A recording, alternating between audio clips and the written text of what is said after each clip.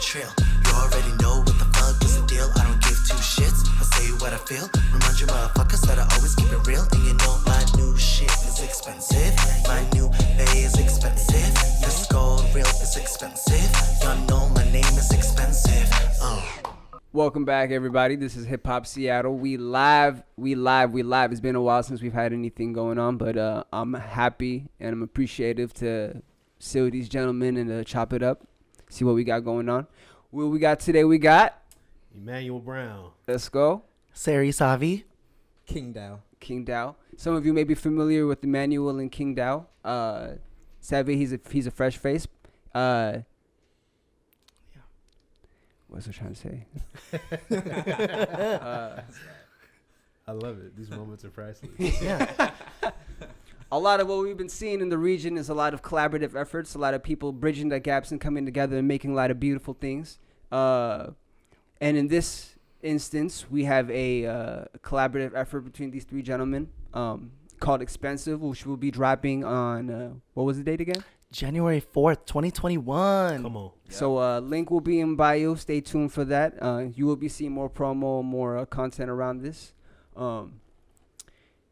First of all, I just want to say thank you so much for giving me the opportunity to come and chop it up with you guys, man. I have much respect and I admire you greatly for the artists that you are separately. So seeing you come together in this instance is something spectacular. That's love. I appreciate that. Yeah, man. Thank you. That's always what I've had a huge love for as far as hip hop music, because that's hip hop music's been bringing people together from different nationalities, different faces all across the globe since it first started. So, you know, we doing what hip hop is right now. We eat, breathing, and living it. Come on.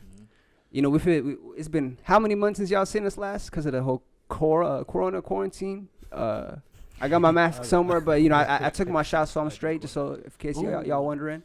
We all good here. How y'all been handling the whole lockdown as far as artists? I know for some people that they work better being alone, and for some people they need to feed off the energy of others. How y'all been handling things?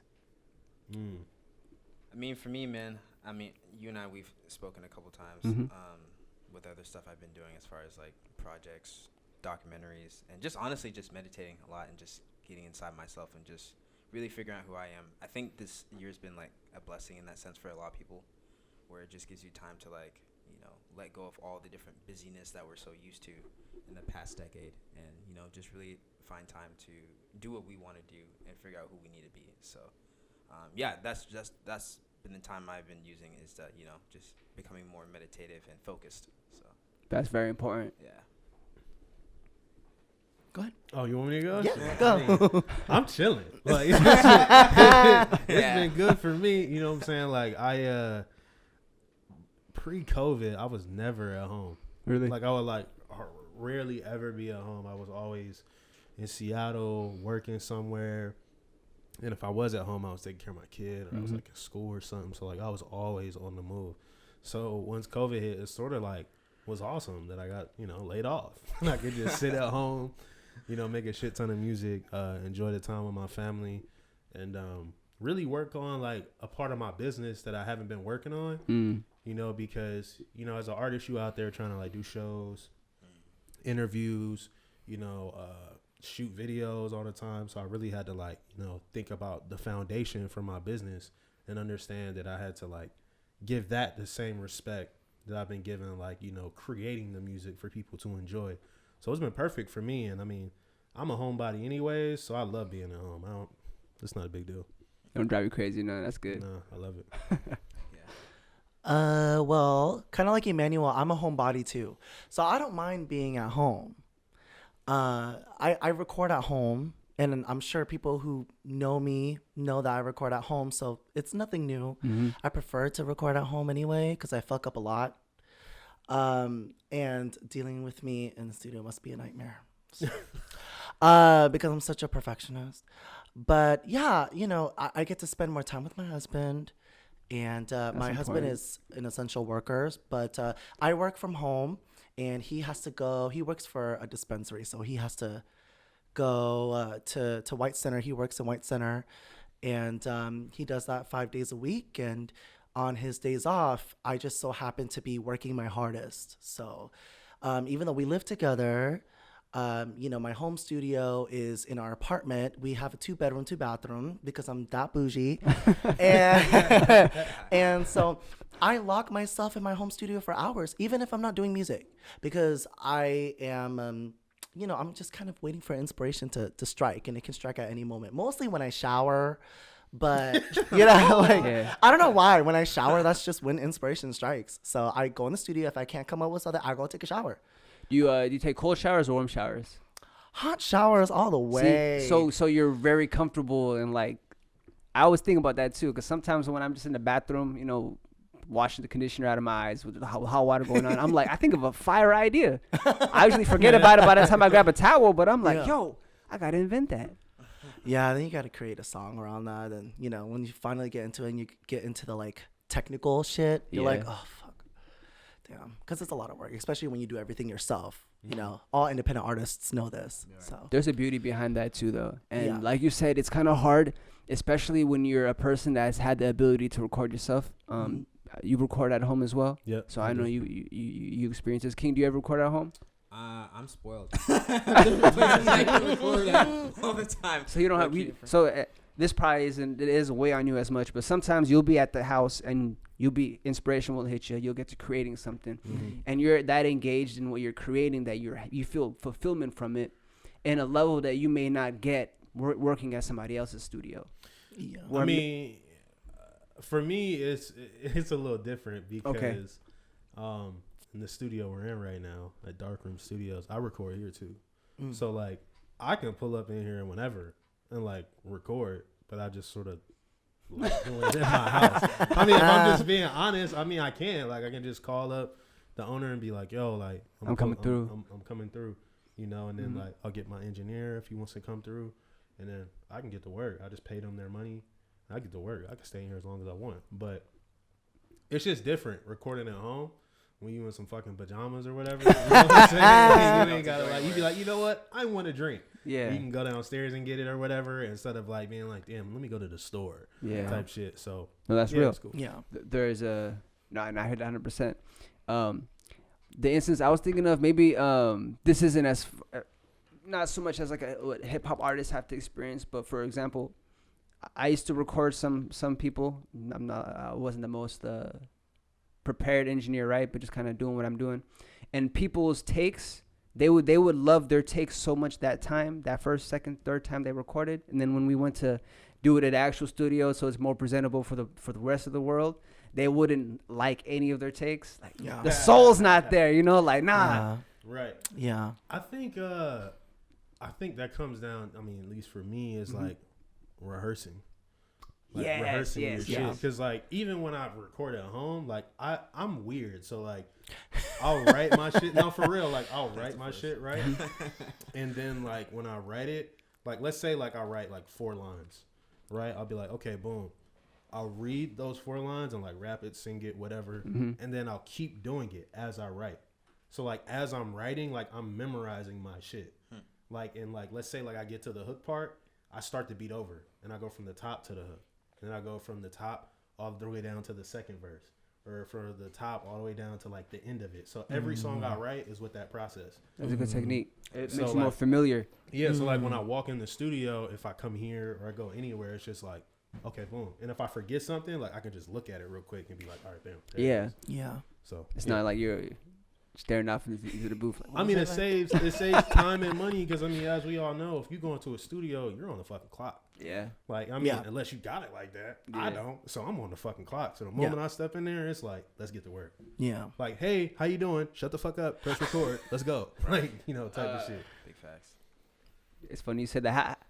Since you're all recording artists and you had time working with other people, how do you engage in the studio etiquette when the recording isn't happening as fast as you kind of wanted to? Because okay, so like, I record with my homie that I've known since elementary school. He's my recording engineer, and then I go to Fibonacci Studio, shout out them, to get my stuff mixed. So like, it's different for me, and he and we've known each other since we were kids, so it's a lot of like hanging around and just talking about other stuff. So like, I don't mind that much, right? Because I don't have to pay for my time. We're chilling. It's like a hang. When I go to Fibonacci, I don't have to worry about time being wasted as much because like shout out Lake. the engineer there. Shout out Lake. Yeah. Dude. He just stays focused, and we just keep it going. And I'll just might be fucking around, like go on Instagram stories real quick, but like at the same time, like like we're super focused. So I don't know.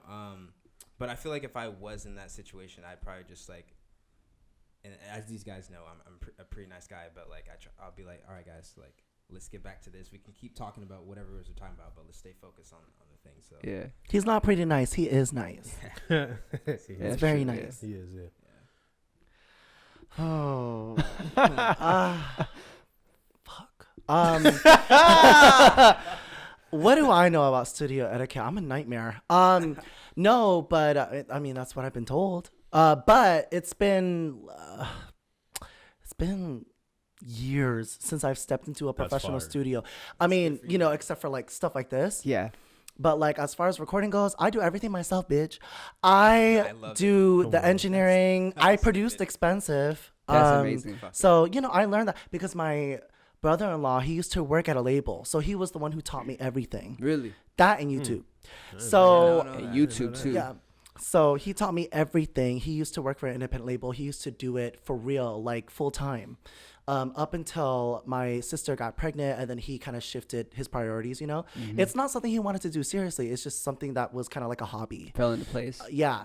So he taught me how to do everything. And ever since then, I stopped going to a professional studio because, singing, I got to be honest, like, I think that rappers have it so easy sometimes when it comes to recording. Right. When it comes to recording. That's fair. Not when it comes to like pursuing, because the industry it hates everyone equally. But like the rappers, they most of the time it's like staying on tempo, having the rhythm and the demeanor. You know what I'm saying? Singing, you got to show emotion. You got to be on pitch. You got to deliver. You know what I'm saying? And if you're going to a professional studio and if you have trouble with pitch, or if you're not a professional singer, you're going to have a hard time. You're going to spend a lot of money.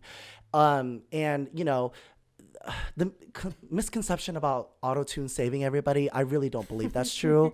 If you're a bad singer, auto-tune can't save you. I'm sorry, boo. That's a fact. I try really hard not to use auto-tune. So for me, when I record, I do it very weird too. I do the chorus last because that's the part that's repeated. So that's the easiest to do. I don't have to worry about that. I do the verses first. So I usually do the verses. And for me, I can memorize the lyrics, very easily. Sometimes I'll write the song and then the next day I'll get straight to recording it. And that is the convenience of being able to record at home. Right. Unless, like Emanuel said, unless you're like a major label artist and they can afford for you to pay, to write the song and record it in the same night, Yeah. But, also as a singer, you have to watch out for your voice too.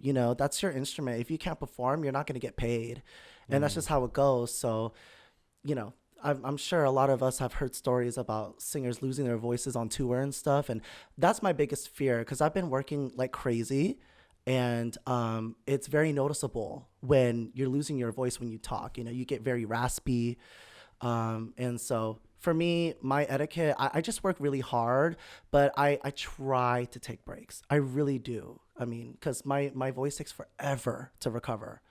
So. Yeah, and I mean, for me, I guess studio etiquette. It's funny because like I feel like it really comes down to like having a good relationship with the engineer you're working with. Right. Definitely. You know what I'm saying? Like, cause if you got some dude you just fucking met, like you don't have no chemistry. Y'all don't know how each other work, so you sort of gotta like figure each other out like the first couple times. Yeah. You know what I'm saying? And if you keep bouncing from place to place, like you'll never figure people out. But then I've learned at the same time too, though, when I used to go to studios like a lot before, like just locking in here, I just learned I have to be direct. Like I'm like completely direct. Like I'm a nice dude, but goddamn it, when I walk in there, and you're like, yo, we started on the clock. It's like, okay, I can be nice, but I'm gonna tell you like, yo, you lacking a little bit. But I mean, like I'll just use like my guy Easy or my homie Sam, like for example, my engineer Sam. When we record, like we know each other so well. We've been working with each other for so long. I don't even have to say anything. Like they don't even have to say anything. Like if we're recording, I might be rapping or singing or some shit, and they just might cut me off. and I'll look at them, and they'll look at me, and they'll be like, "You gonna fix this shit?" And I'll be like, "Yeah," and then we'll keep recording. Like that's like our relationship. Like, and sometimes like I'll just stop, and then they'll be like, "All right, let's do it again."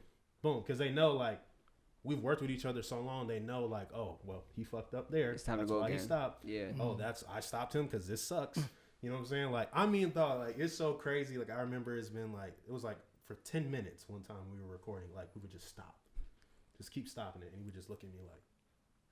Well, I look at him like, you know, and he'd be like, I'm like, all right.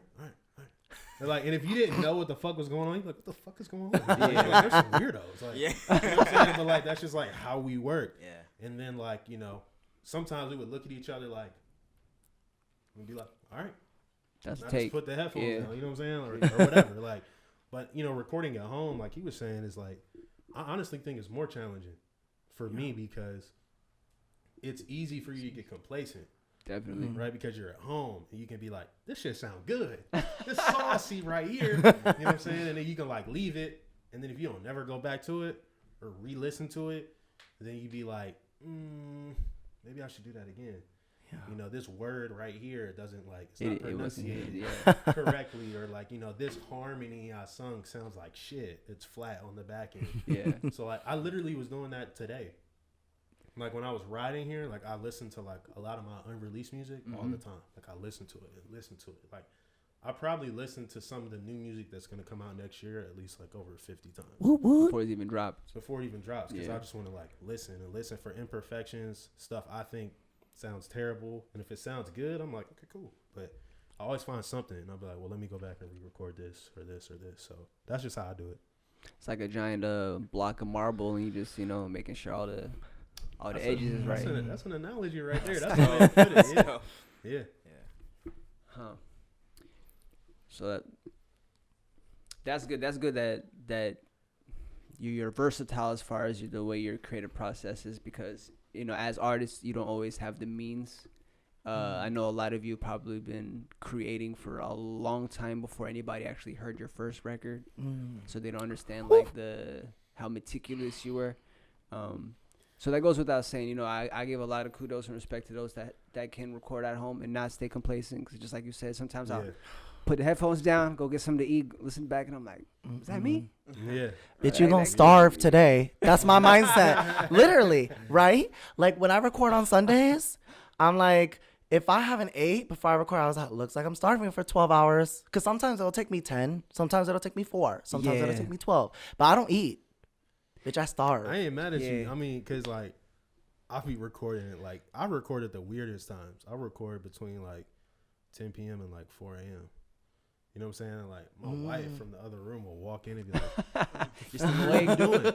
Like, sometimes I'll be standing so weird and shit, like, rapping, and she'll be like, why the fuck you standing like that? And I'll be like, it's just what I gotta do. You're channeling your ancestors. Wait. She'd be like, damn, it's like 30 degrees outside. Why you sweating? And I'm like, did you say you're channeling your ancestors? Yeah. I'm fucking... Low key. Yeah. Wow. You know, they used to dance back then to everything. So, yeah. you know, you get that vibe about. I mean, that's how, but like, I feel like, you know, and I feel like I can speak for all them here. You know, we all want to make timeless music. So, like, that's something that you have to do and pay attention to, is like the detail is everything. And if you know, it flourishes in the music. When people hear it, they're like, damn, like I feel that. And it's like, yeah, bitch, I wanted to make sure. You know what I'm saying? Big like, fat. I mean, they used to make fun of me. They'd be like, King's probably in there just doing all this weird ass African shit. I'm like, I don't know. But then I'm sitting there, I'm like, oh shit, I'm doing this shit with my hands. I'm fucking moving my head. You know what I'm saying? You get the fucking, you know. So. That's your mode though. I seen Paris Alexis, she made a post where she was like, I know my engineer is sick of me from how often he be seeing me make funny faces and stuff. Yeah, I see that. And I'm like, yeah, you know, I can look back and how many times the engineer's just like, yo, can we go again? Like, I'm ready. Can you stop like moving around? I'm jumping up and down, you know, bobbing my head. I'm like, yeah. But you know what? I mean, and this is just my personal opinion. No disrespect to any engineer who doesn't like that. I feel like a good engineer will let you do that. Yeah. Right. Because that's a part of like your process. That's who you are. You have to do it. Like, you know what I'm saying? Like, cause like King was saying, I'm with my hands everywhere when I record. I'm like, all this shit. Like, I think I'm throwing gang signs or some shit with my hands or whatever. Okay? You know, because I'll be trying to like express it with my hands all the time, but you know, that's it. No, for sure. No, and if you have experience working with artists, then you should be like a little bit more comfortable with people being a little bit out there. Yeah. I feel like everybody to an extent is weird, you know. So we have our own definitions for weird, but artists especially, we just bask in our weirdness. Oh, We just make our weirdness and we express it through whatever we're doing, whatever medium that is. Right. Yeah. So, you know, people may see what you're doing, like see a record or a video, and it may not connect with them, and they're like, I don't like this. It's like, well, that wasn't for you. You know what I mean? It's for the artist expressing himself, and if you're not here, then it's just like, fuck off. yeah. I mean, it's so funny you say that because I feel like I told King this all the time. Like when I first heard his music, I was like, yo, this shit's whack. Because like, I mean, I'm just being honest. Because like his shit is so Very abstract. different. Very abstract. It's so like left. Mm-hmm. Like you be like, what the fuck am I listening to? But you gotta understand. But you gotta understand though, like, you know, as an artist, as a listener, it's like that's good. Mm-hmm. Because once you like, if you can't put your finger on it, that's a good thing. Because I mean, us as people, we always want to compare an artist to somebody that sounds similar. Yeah. You know what I'm saying? They'd be like, well, he sounds like this. And they're not doing it to be like disrespectful. They're doing it to decide if they like it. Yeah. And since you can't do that for him, like either you're going to love it or you're going to hate it. I tell him this all the time. Yeah. Like, there's no in between with his music. It's like either you love it or you hate it. Like with our music, there's an in between. Right? Because yes, Sarey sounds exactly like Sarey Savy. I sound exactly like Emanuel Brown, but there's sprinkles of like R&B and pop. Yeah. House music for him. So like you can choose what you like. You can choose If you're already familiar with those aspects of and genres of music, then you'll find a groove, like you're climbing up a rock wall. You know, I'm on my footing, and the stuff that I create a lot of times is just like King's, where it's just so expressive. It's, for example, when we're all artists, it's like we have our own world, right? And you're bringing the person into your world. Yeah. So I always been kind of like a weird person as far as I don't mind how I'm expressing myself, where I'm at. You know what I'm saying? Wherever I'll be around anybody, I'll still say whatever's on my mind. There's no like, I'm not hush. I'm like, oh, I'm around these guys. I got to be this way. I've never been like that. So for better or for worse. Right. So some of the stuff I create, show my home, my friends, and they're all used to like street, you know, niggatry music. I love that. Niggatry and they're just like, yo, like, you ain't saying nothing about popping those Zans, man. Like, no stacks in here. It's like, well, that's just a time and place for everything. Yeah, you that's know? not what you represent at that Yeah. moment. Yeah. And that's what I like about this collaboration too, is that you know, they've created the base for me to bounce off with, you know, my abstractness. Yeah. You know, because it's like, okay, you got both of these styles that are like inviting, so you're already in. So once it gets to what I'm doing, and then it's like, oh shit, this is different, but it's complementing what these two are doing. So Yeah. But you know, one thing King does very well though that I learned as like I grew to like his music more and more and more and more and more is that he is a true artist. Like he's not just like a weird abstract rapper. You know what I'm saying? Like he truly can flow with whatever you put him in. Yeah. And that's rare. Like artists, like there's not a lot of artists on like our level, major levels that can do that. Like they got one thing and that's it. A one-trick pony. Yeah. They got and one like, flow. appreciate that, man. Yeah. Nah, for sure. It's a fact. Yeah. Because like when he hopped in the expensive joint, I was like, okay, I heard it. Yeah. It's like, Yeah. yeah. He's rapping like for real, you know what I'm saying? And then like we got another song that's gonna come out in the future. When I heard that, I was like, oh, he's talking shit. Yeah. You know what I'm saying? And like sometimes people think like when you just are in your own lane, like you can't adapt. You know what I'm saying? Like people think Tyler the Creator's so abstract. You know what I'm saying? That he can't fit in a song with Drake. But that's not the case. Because he can. But he just likes to do this. Right. Right? And I think that's something that people have to understand too when they listen to artists' music. Mostly I agree labels, 100%. but yeah. What you say? More so the labels. Oh but yeah. Yeah. Yeah. That's the amazing thing about collaborative efforts, though, because then you hear songs with artists that you're familiar with, and then you get aspects of other people's creativity, and it's kind of like it's like a ledge. It helps you climb over that gap. Like I'm trying to think of an artist. I remember the first time I heard Currency. I heard him on a Wayne mixtape. And Currency, for a lot of people, you either like him or you don't. His voice can be like grating, like I've heard people say, like, you know, nails on a chalkboard. Or for some other people, like it's like, yo, that's the OG. Like he's speaking that ism. And I heard a song. Like I heard a song that his performance was so clean that I appreciated what he brought to it. That I could get over that, like, oh, his voice may be a little bit irritating to me. That I grew to love him as an artist. So now every time I hear him, it's like I don't even think about that aspect of him. You don't think of the detrimental aspects of the artist that you've grown to love. When we hear Wayne music, Wayne dropped a new tape, nobody's like, no, he was out here with Trump 2 weeks ago. Nobody's thinking about that. They're playing the music while they're playing basketball and 2K and stuff like that. They get right back to it. Right. I mean, for better or for worse, we do make excuses for the artists that we love because you know we get an emotional bond with the music.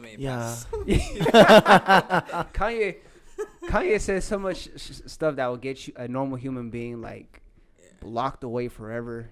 As far as like nobody would ever play his music or talk about him, but he's sort of, God forgive me, he's sort of in like the realm of like, and not as far fetched as like R. Kelly.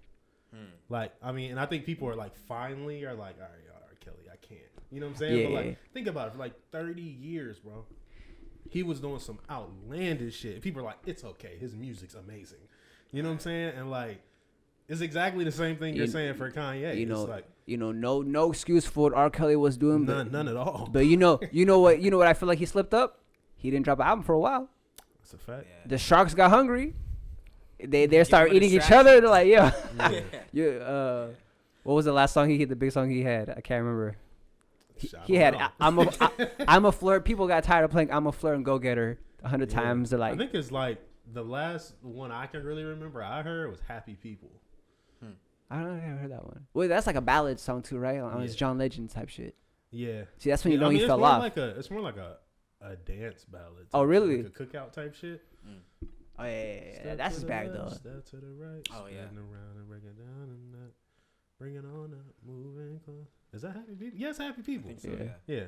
Anyways, that sounds happy. Fuck R. Kelly. We talking about it. My bad if I'm cussing on here and I shouldn't be cussing like that. No, that's okay. Okay. You know, it's funny because when going into this, I was like, "Yo, watch your language," and I'm like, "Who am I watching my language for?" Your grandma watching later. Yeah. No, but I think that's the beautiful thing about music, for like artists, good or bad, is that it gives people that chance to escape reality. Yeah. You know, because we have to deal with so much stuff as you know, the lockdown, all this stuff. So like, people are feeding for content. They're feeding for music, a new sound. And so what I think is beautiful about the three of us is that we all come from different walks of life, you know, and we're just trying to show people it doesn't matter with all this separation, like who you are, what your color, creed, you can still come together and make something beautiful. What your sexuality is. Yes, exactly. Like none of that shit matters, man. Music is universal. It's been a universal language for years. Yeah. It's something that we all gravitate to and love. When we wake up in the morning, we like listening to good music. It's not like, yo, turn that shit off. You know what I mean? So it goes without saying, in 2020, if you put restrictions on yourself, then you're just living in a box. Music is global. We're moving to a global, a global perspective on things. It's no more, he got to be from Brooklyn and he got to look like, you know what I mean? It's not about, Wu-Tang is forever, but Wu-Tang is not the epitome of hip hop and what we look for. Drake, for example, he's been making what we'd consider softer, more vulnerable, easier to get into music for a long time, and he slowly became a legend in a lot of people's eyes through that. I mean, and I guess just to speak on that briefly, like most people don't even understand, like he wasn't the first one to do that. You know what I'm saying? He was just the first one to like stick with it 100%. You know what I'm saying? Because like, I mean, one of my favorite artists and people I look up to, LL Cool J, has been doing that forever. Yeah, he's a legend too. He is a legend. And he's slept on, but like, you know, he's been making like soft music forever, but he can still drop some bars for you too, though. You know, and like, Mama said, "Rock you." Yeah, exactly. You know what I mean? But like, so yeah, you're right. I mean, it's just amazing. Like, I think what Sarey does is just so. It's so like amazing because the way he sings, it's like, it's so personal. You You know what I'm saying? And like I feel like a lot of singers don't really get too personal with their music in the way they deliver it. Yes. I mean, you know, so like when he delivers it, it's like, damn, like I'll be sitting there just like listening to it like, damn, bro, I'm about to cry. Like, I mean, you know what I'm saying? Because like it's very personal and it's very, and I think that's what people need, you know, in the world is like we all have different genres of music that people like, but the personal touch is the shit that like sticks with people forever. So.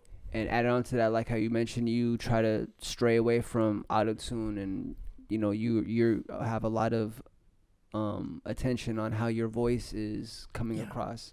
And that goes without saying. Like a lot of people in 2020, I remember listening to a podcast. I can't remember who it was exactly, but the snippet of the conversation was, if you were to listen to the tracking vocals of a lot of the artists in the last 20 years, you'd be surprised at how like a lot of them are trash.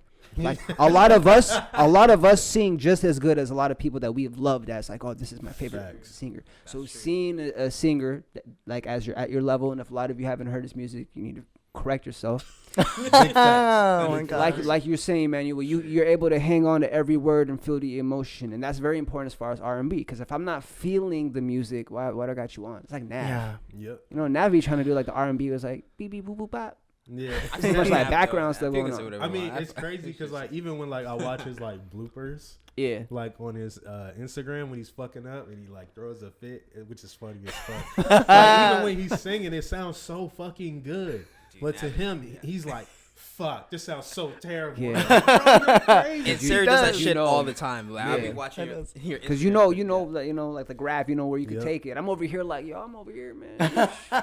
But I get it at the same time because I'm the same way. Like, because I mean, you know, I dabble in singing like a little bit. You know what I mean? And like when I sing, like I remember I was recording a song of mine called Infatuation in the studio with my engineer Sam, and I'm singing it. I didn't do that, but I was I was singing it right, and then he had never heard me sing before, so he was like, "Yo, what the fuck was that?" And I was like, you know, some singing shit. He was like, "That sounds good as fuck." Yeah. And I was like, "Nah." He said some singing shit. I was like, "It sounds whack as shit." And he was like, "Yo, you're crazy. That sounds good." And I was like, "No, let's do it again." And I was like, "Delete that." And he was like, "I'm not deleting it." So I'm holding on to this one. Yeah. So I mean, like, you know, I get that standard. Yeah. And you are a very good singer too. I give you that. I appreciate that. He really fucking is. Yeah. I feel like he's better, but I mean that's just me. Yeah. You know. I mean.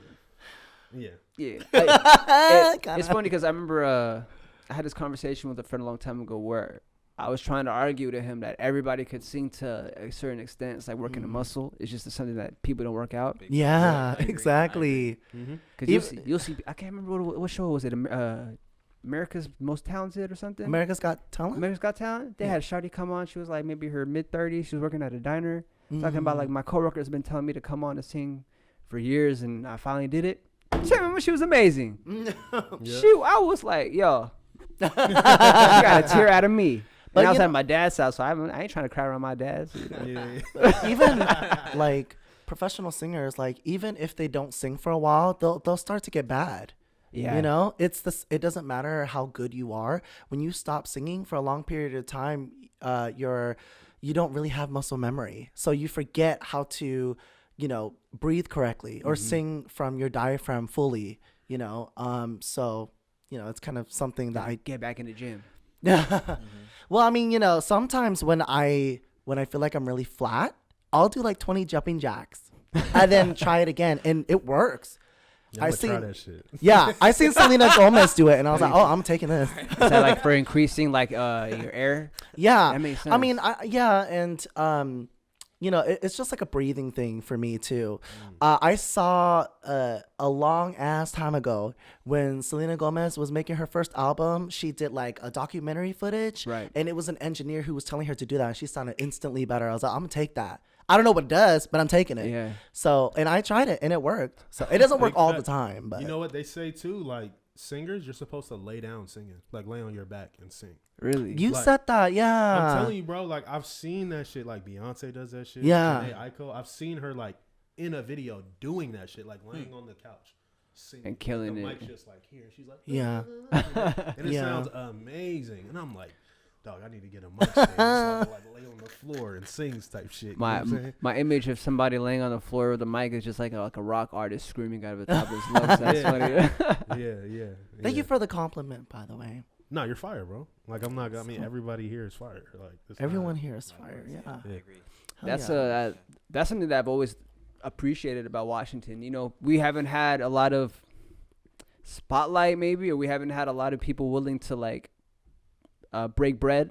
Yeah. Like if they got something going on, they don't want to share a post or something like that. But there's a lot of amazing talent in Washington.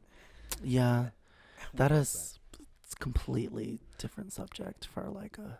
Yeah. Like we could talk about that. I could all go on night. a tangent about that. Yeah, I'd be down. But I mean, that's why I'm glad I met these two.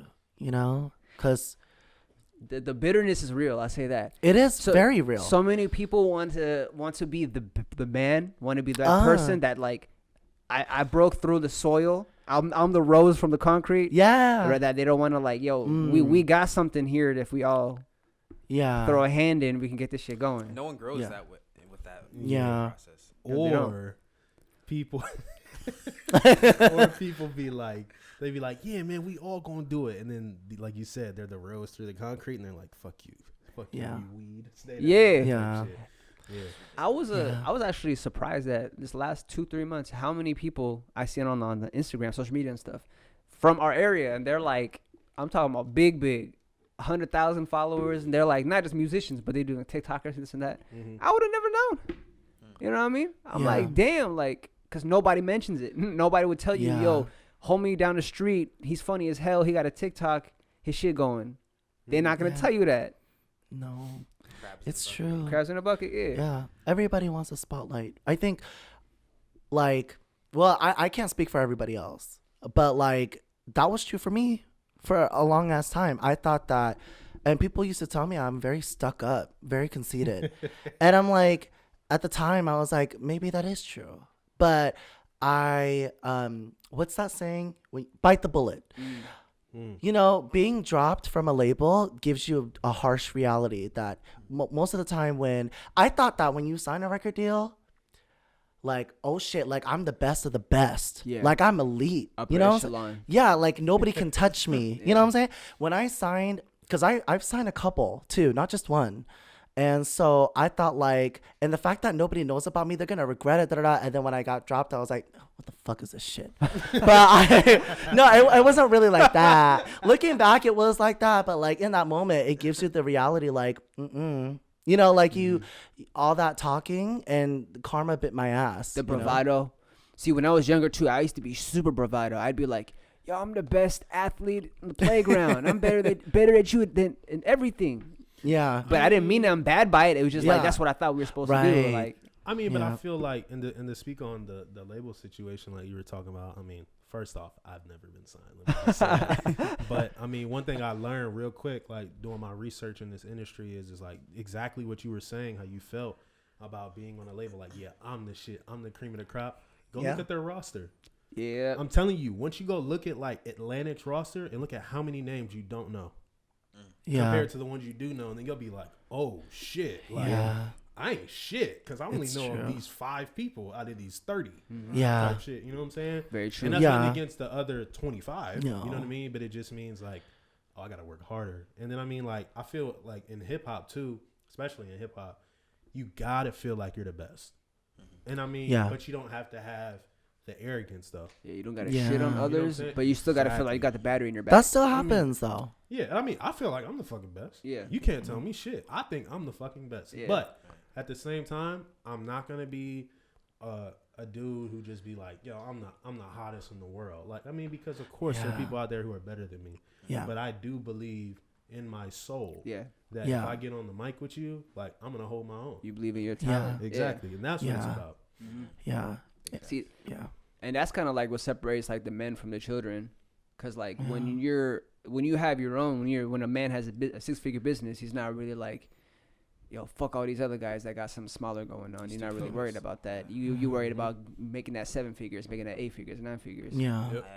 So if you telling yourself you're the best, that's to motivate yourself and to make sure that like anything you're putting out is, you saying you're the best. This don't sound like the best. And I mean, if you don't believe, then why would anybody else? Yeah, most definitely. Yeah. You know what I'm saying? Like that's really what it I mean, the biggest thing is like Sarey knows he's one of the best singers, if not the best, because if he doesn't believe that, then people won't believe it when they listen to his music. Yeah. As well with King and myself, yourself, you know, videographers who shoot fucking, you know, Lucas behind the camera over here. Let's go. Shout out out Lucas. You know, like I'm like, this is just how this shit go. Like, so it's just a part of it. But you know, I just have a different perspective than that, though. I think I really respect that people think that way, but I think once you get signed, I think you don't understand it until you've been in that situation. So like being confident and everything, that's how I was. But then being dropped, it's like you can't explain. Like, I can't tell you. It's something you have to feel. Like it's a different kind of depression. You know what I'm saying? Because it's like you second guess yourself every day. Every day I second guess myself for years because I'm like, if I got dropped, does that mean I'm not good enough? Is it because I'm gay? Is it because I'm Asian? Like, you know, it does have to do with race because growing up, I didn't have Asian pop stars to look up to. Yeah. You know what I'm saying? And that's why I say representation matters so much to me. Absolutely. Because I'm like, if I turn on the TV, I want to be able to see someone who looks like me, who's made it. And when I don't, that makes me feel like I can't make it, you know? And so that's where I feel like race plays a part, you know, and I've had this conversation with other people too. It's, you know, I really appreciate everyone who thinks this way, but I really encourage people to keep an open mind because when it happens to you, it's going to hit very, very differently. Absolutely. You know, and I was very cocky. I was very arrogant because, I mean, I thought I was set up for success. You know what I'm saying? Like, I grew up with my brother-in-law who was with the label. Like, I really thought that I was going to become one of those stories who like knew somebody famous. And then all I had to do was get in their foot in the door vicinity. Yeah. And cause I've heard of so many singers who just make it after like just some random person hearing them sing, you know? And I thought my brother-in-law was that person. You know, and so like when he started seeing me progress, learning how to produce, learning how to engineer myself, learning how to do everything, I did grow a big head because I'm like, I don't know how many fucking gay people who are engineers and producers and can sing. You know what I'm saying? I'm like, who does this? Let alone try to do hip hop. You know what I'm saying? And so I'm just like, that's why I really thought when I signed that record deal, I was like, I'm going to be that person. Like for all the kids out there who who feel this way and want to be in this situation and, you know, like I'm going to be that person. And I really thought that was going to happen. 6 months passed and nothing happened. And then, you know, a bunch of music executive people tell you that you're not worth it. And, you know, like you won't sell records because you're not marketable or you never should have. I had one person who told me I never should have came out. Like I should have waited until I was successful before I came out. Wow. That was before the music industry, particularly pop, because at first pop is what I wanted to do. You see the deal and it's like, oh my God, I did it. Like, Mom, we're not going to be living in Section 8 no more. You know, like we're going to be rich.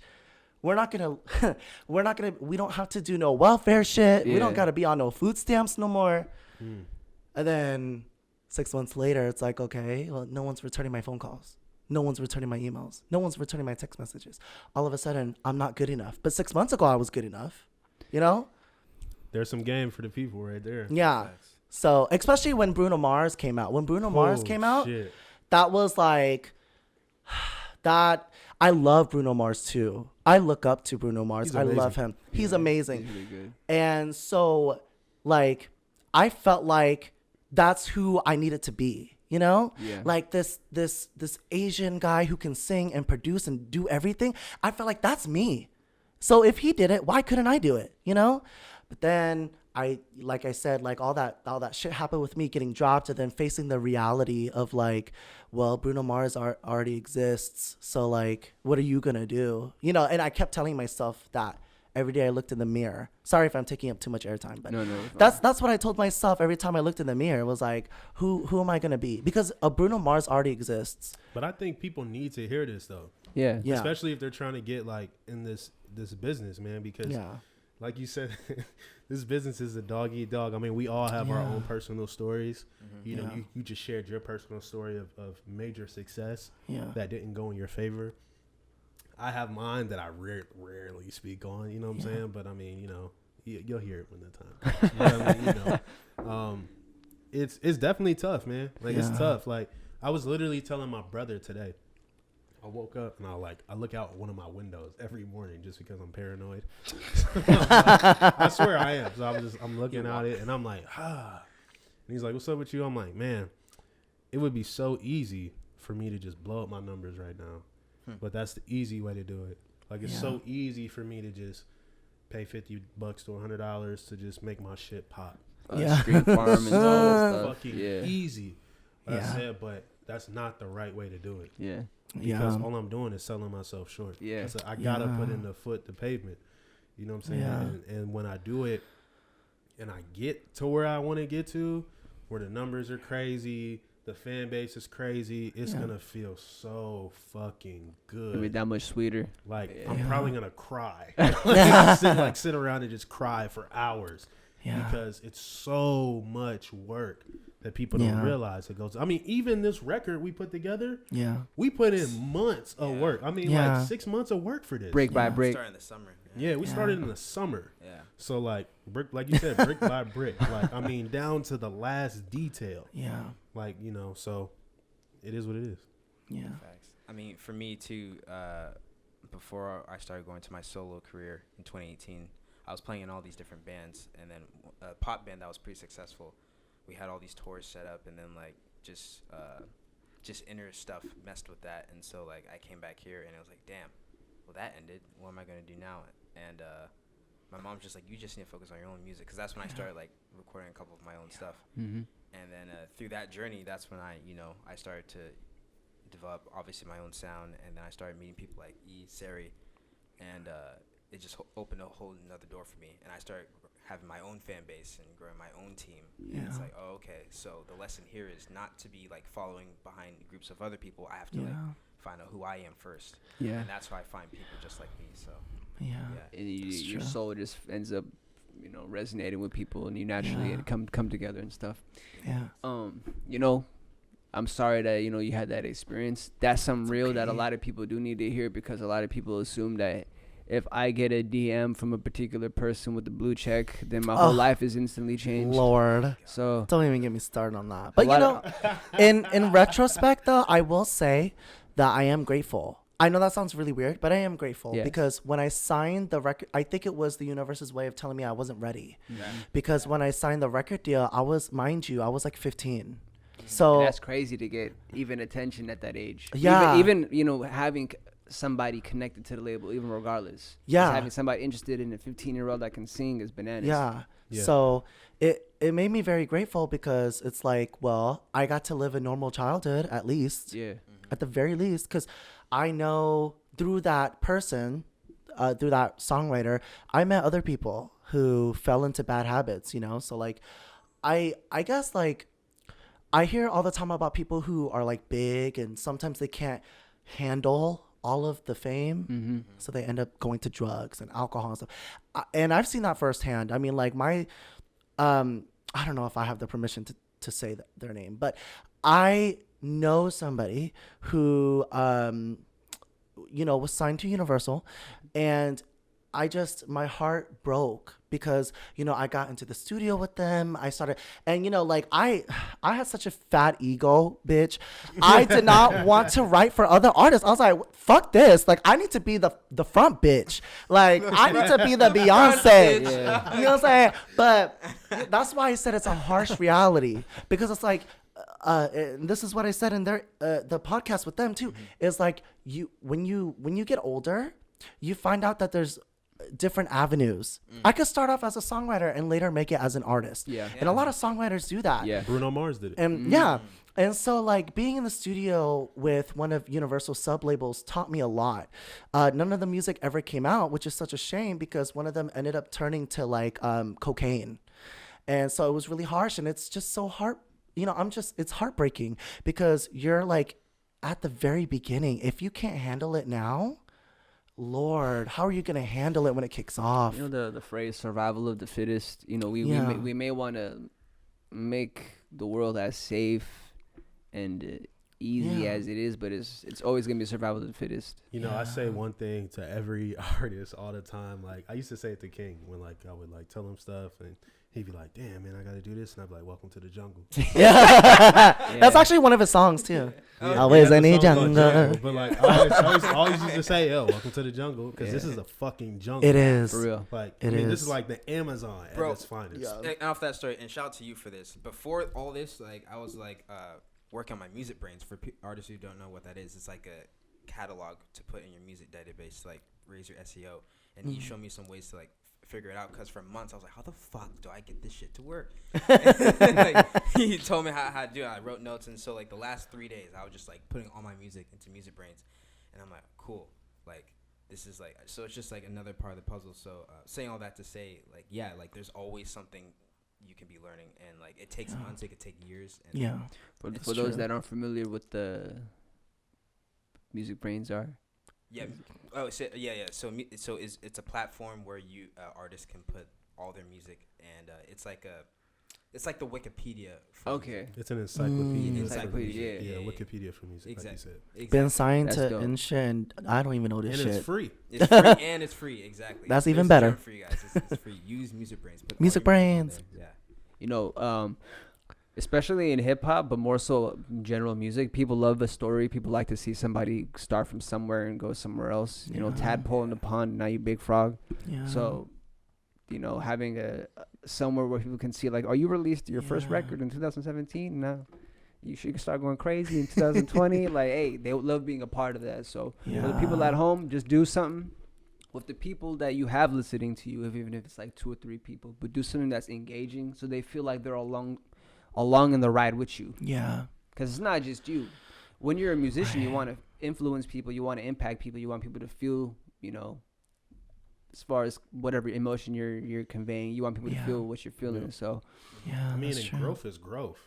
Yeah. I say it all the time. I don't care if it's 100% or 1%. Mhm. That's another percent you didn't fucking have. Yeah. in the right direction. Exactly. Yeah. And even if you go backwards, that's a part of it. Like you're not always guaranteed to go up. Mm-hmm.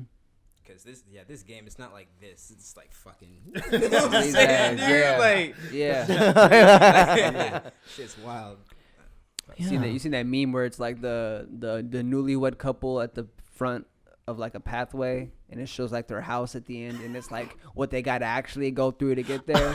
Oh No, I man. haven't, but that's true. There's Yeah. like lions and tigers and electric wiring and a bunch of crazy stuff. Yeah. It's like, hey, welcome to the jungle. Yeah, exactly. Welcome to the jungle. Welcome to hell. Yeah. Why the fuck did I want to be an artist? What the fuck, mom? And I mean, you literally have to be insane. Yeah. Like you have to be Yeah. crazy to do this. You Because you're cannot going- be sane. to You're do going this. literally against every universal sign around you telling you to, like, yo, put the pad down, stop going to the studio, get a regular job. You get those notices from people around you, Family, you know, friends. family and friends. I have a line in one of my favorite songs that say, I remember thinking about quitting lights off on a dream. Lights But off on a you, dream. you know what I'm saying? Like, because people definitely always want to turn the lights off on you. Yeah. They always Hell gonna yeah. be like, nah, don't do this shit. Like, this is yeah. dumb. You know, when I said, like, clip my wings so it seems, all they say is never, I believe. You know what I'm saying? It's like, as long as I believe, like, and that's what people got to understand. Like, if you 100% believe, and you have to believe 100%, you can't believe 99, it has to be 100. Yeah. If you don't believe 100, it's not going to work. Yeah. That's true. It's not going to work. That's real. I had been recording music since like 2006, 2007, as far as like with people in high school that were starting off. So my experience was always like, you know, recording something I got, sharing the few 5-6 people I got at school, and them never having any reaction to whatever I show them. You know, like stone faced. Because I had a type of friends in high school that wouldn't lie to you. Yep. They just keep it a buck. So Those like, are the good ones. yeah. to So have, they were too. like, Nah, we got some fake But- bitches over here. so I just started getting, you know, people reaching out, and then like the stuff that I've been putting out recently, even though it's stuff that's recorded Fire. pre-quarantine, I appreciate that. By They're the like, way. hey, actually listen to it, and I'm like, I appreciate that, you know. Hell So just yeah. like you're saying, like things are not gonna fall into your lap. Just be appreciative of the small little percentages that you got, and keep believing. Yeah, you bitch. You listening at home, you crazy as fuck, but keep believing in yourself. That's all Bitch. you need. Yeah, because like we're talking about Bill Gates, how Bill Gates got Microsoft started. We're talking about the dude from Amazon. What's his name again? Jeff Bezos. Jeff Yeah. Bezos. Come on, like all of these people, they had people in their lives, people that they went to high school with them, saying you're an idiot. You should have went to this place and got this job like me. You could have had this nice $40,000 car, and then 20 years pass. Dude got an island. Yeah. I mean, but you know, the biggest thing I learned from the people who tell you not to is that they're afraid. Yeah. Yes. They're afraid. It's not even that we're afraid. They're afraid that you can actually do it. Yes. Like, what about me? Oh, Don't leave me bitch. behind. Exactly. They're Man. afraid because when you do it, they're like, "Fuck, he did that shit," like, or she did that shit. Yeah. Like, damn. You know what I'm saying? It's true. That's Well, exactly how what it the goes. fuck is the point of living life if you're not doing it your way? Absolutely. Yeah. You know what I'm saying? Exactly. Okay, fine. Yeah, I do get up to go work for somebody else part time, but that's only to supply what I want to do in the future. You have to, you know, like if you want to climb the corporate ladder, do you? Yeah. If that's your dream, cool. Hats off. Hats off. Do Yeah. it. You know, I know people who, you know, that's kind of what they want to do, but I don't know. I just think of like financial freedom.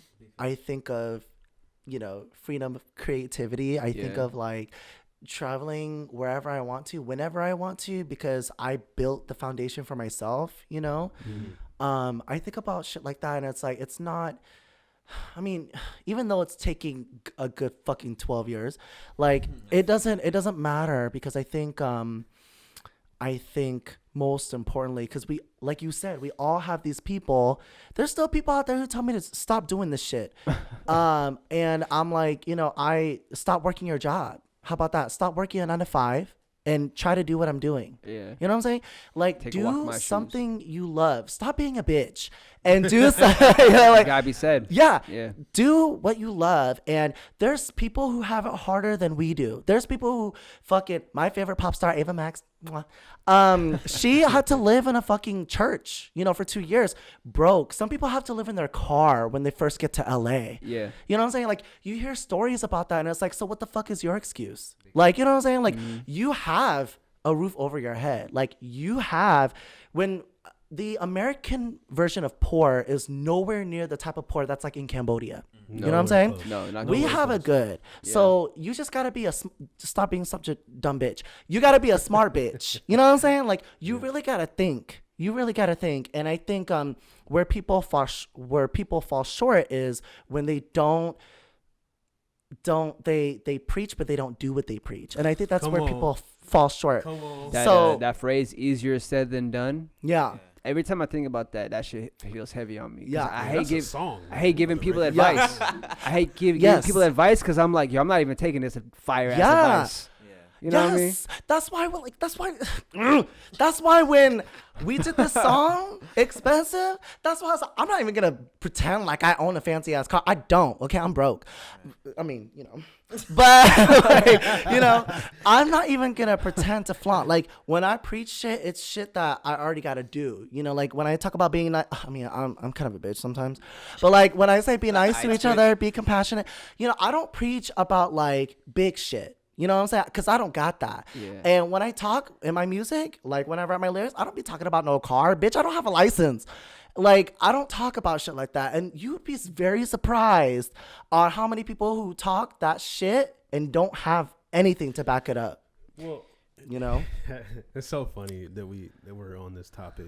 I mean, it sort of comes back to the streaming thing, like I was talking about earlier today, when I was like, man, like, it's so easy for me to do this, right? And I was telling my brother as well, like, yeah, I can blow up my streams, but a lot of people don't know, as you'll learn, listeners, is that, a lot of these cats who have 100,000s of streams aren't even getting paid for it.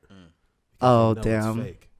Because they know, like, that bot farm, it's not real. It's not real engagement. So you're just having the numbers and you're not getting paid. Bitch, I'm getting paid for every stream I put out. And you're not So getting it's the, like- Yeah. the pre-saves. And you know when you check your Spotify, it'll show you how many times people saved your music. Yep. I always think about that too. I'm like, yo, your numbers is crazy, but how many people actually... I get like 2 or 3 of those, and I'm like, yo, I'm running out my door. Yeah, exactly. My phone in my hand. Yeah. Exactly. Yep, Yeah. Exactly. It's the small stuff, man. It's the small wins that snowball into the avalanche. Yes. You know what I mean? And that's the thing that's so dope. And that's one thing I really, respect about these dudes is that they just put in the work. They just work. Bitch, I tried. You know what I mean? and honestly, I'm honored that, Sarey would allow us to get on his record with him, because this is something he could have kept for himself. So him greedy giving bitch. us the opportunity, him giving us the opportunity to speak our piece on the record is dope. Thanks. Yeah, the song was already a go. The song was already really good. So just thank you. I like to say it gives you good. It shows your forwithal. Is that the word? Forwithal. Forwithal. Being able I to. never heard that word. Yeah, I man. haven't either. That's What is that? Being able to like see something and then know what to add to it to make it better. Yeah. That's always what I always give props to, like how home designers, because they'll walk into your house and they'll be like, yo, you put a bathroom mat down here and you put something on your wall and this shit looks like it's $10,000 more. Yeah. That's facts. Yeah. Yeah. It's more of an honor to have them. You know what I'm saying? Like, I'm just some fucking queer dude from White Center. Like, I'm just like this. No, and the reason why I say that in every interview, it might make people uncomfortable, but that is the truth, right? When people talk about gay singers, they always have to have gay in the headlines. It's always like that, because it's like shock and awe, as if being gay is like a surprise all of a sudden in As if 2020. it hasn't worn off in 2020. Yeah. I mean, people be doing that shit, man. And like I said, it's more of an honor to have them. Like, I don't know anything. I mean, I know a little bit. I grew up listening to R&B, hip hop, rap, all that. But like, like when it was my time to do music, I didn't do anything of that nature. Like I did like dance music. That's what I'm known for, is dance music. So like for people who are going to be listening to this record, it's like, what the fuck happened? Like, what I'm saying?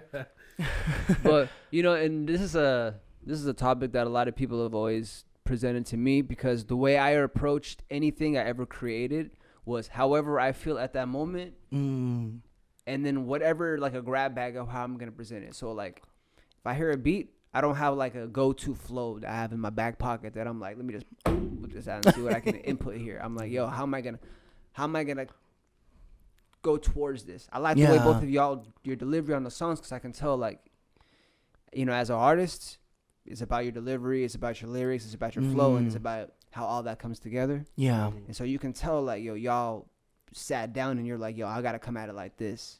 Yeah. Go ahead. Okay, no, for sure, I agree with you. And the thing, like, what's cool about this record that people would know, like, this is their introduction into the new sound that I'm going into for next year. Because I was just telling my dad yesterday when I was working on some stuff, like, yo, Dad, like, I realized, like, out of all the music I grew up on, the reggae and dub that you would always play growing up has been, like, always there. And now it's finally, like, showing itself now with everything I'm working with. So, like, when this record, it's like, I mean, with my ad-libs, when we were putting it together, he's like, yo, are you sure this is on time? I'm like, yeah, bro, I'm telling you. Like, I remember that.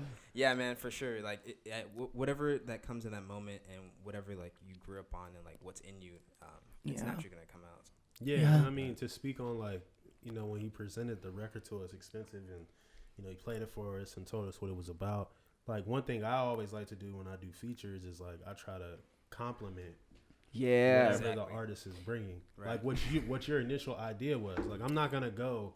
Take a left. left. Some Rick Ross shit and talk about lemon pepper wings. You know what I'm saying? When we talking about houses and boats and shit. You know what I'm saying? Like, so I'll sit there and be like, I'll listen to it like forever. Like, I'll just keep listening to it. Even if I start writing, like, I'll listen to what he's saying, like what words he said, what lines he said, and I'll be like, okay, he said expensive here, or he said, I don't ever take shortcuts unless I'm getting my hair cut. And I'm like, okay, what can I do to play off of that? What can I do to play off of, King's verse, the shiny medallion? I'm glad you're saying that too. As a young kid listening to hip hop, that was literally in my mind what made a masterful feature. Is if it incorporated elements of the song as well as elements of the artist himself. Yeah. So like when I hear stuff like that, I'm like, this is fire. I've been so diluted over the years of you hearing people collab on a song, but it's like, you could tell they did probably, he didn't even listen to the other person's verse. It's just like, yo, I heard this beat, I like the beat, I'm gonna rap on it. And like you said, Rick Ross, I love Ross as an artist. Yeah, but he's for sure. he's one of the people that has like that grab bag of flows. Like, oh, I'm gonna whip this out and I'm gonna go at it this way. Yeah. And it doesn't make the feature feel as hard hitting.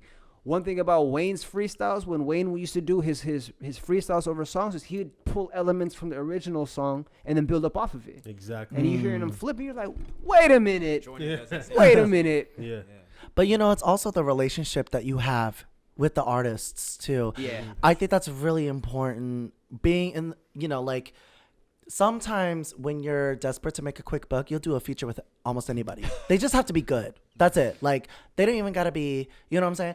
And for me, like it was really important for me. Like I told both of them, I was like, we could do a record, but I have to get to know who you are as a person because something that I didn't really think about up until I was signed is how the people you surround yourself with affects your brand. Yeah. Facts. And so like I don't want to have shitty people who like fuck around and say shit and then when you look it up you can't find shit. You know what I'm saying? I don't want those kinds of people around me. Like I want to be around people who are like me in a sense where it's a very genuine thing. Like people are compassionate, people are accepting, because I mean like let's be honest, like most of the time when I tell people that I'm a gay singer who wants to do R&B hip hop, I'm going to get two different reactions. I'm going to get either people who are like, okay, or I'm going to get some people who will slowly creep out of the room.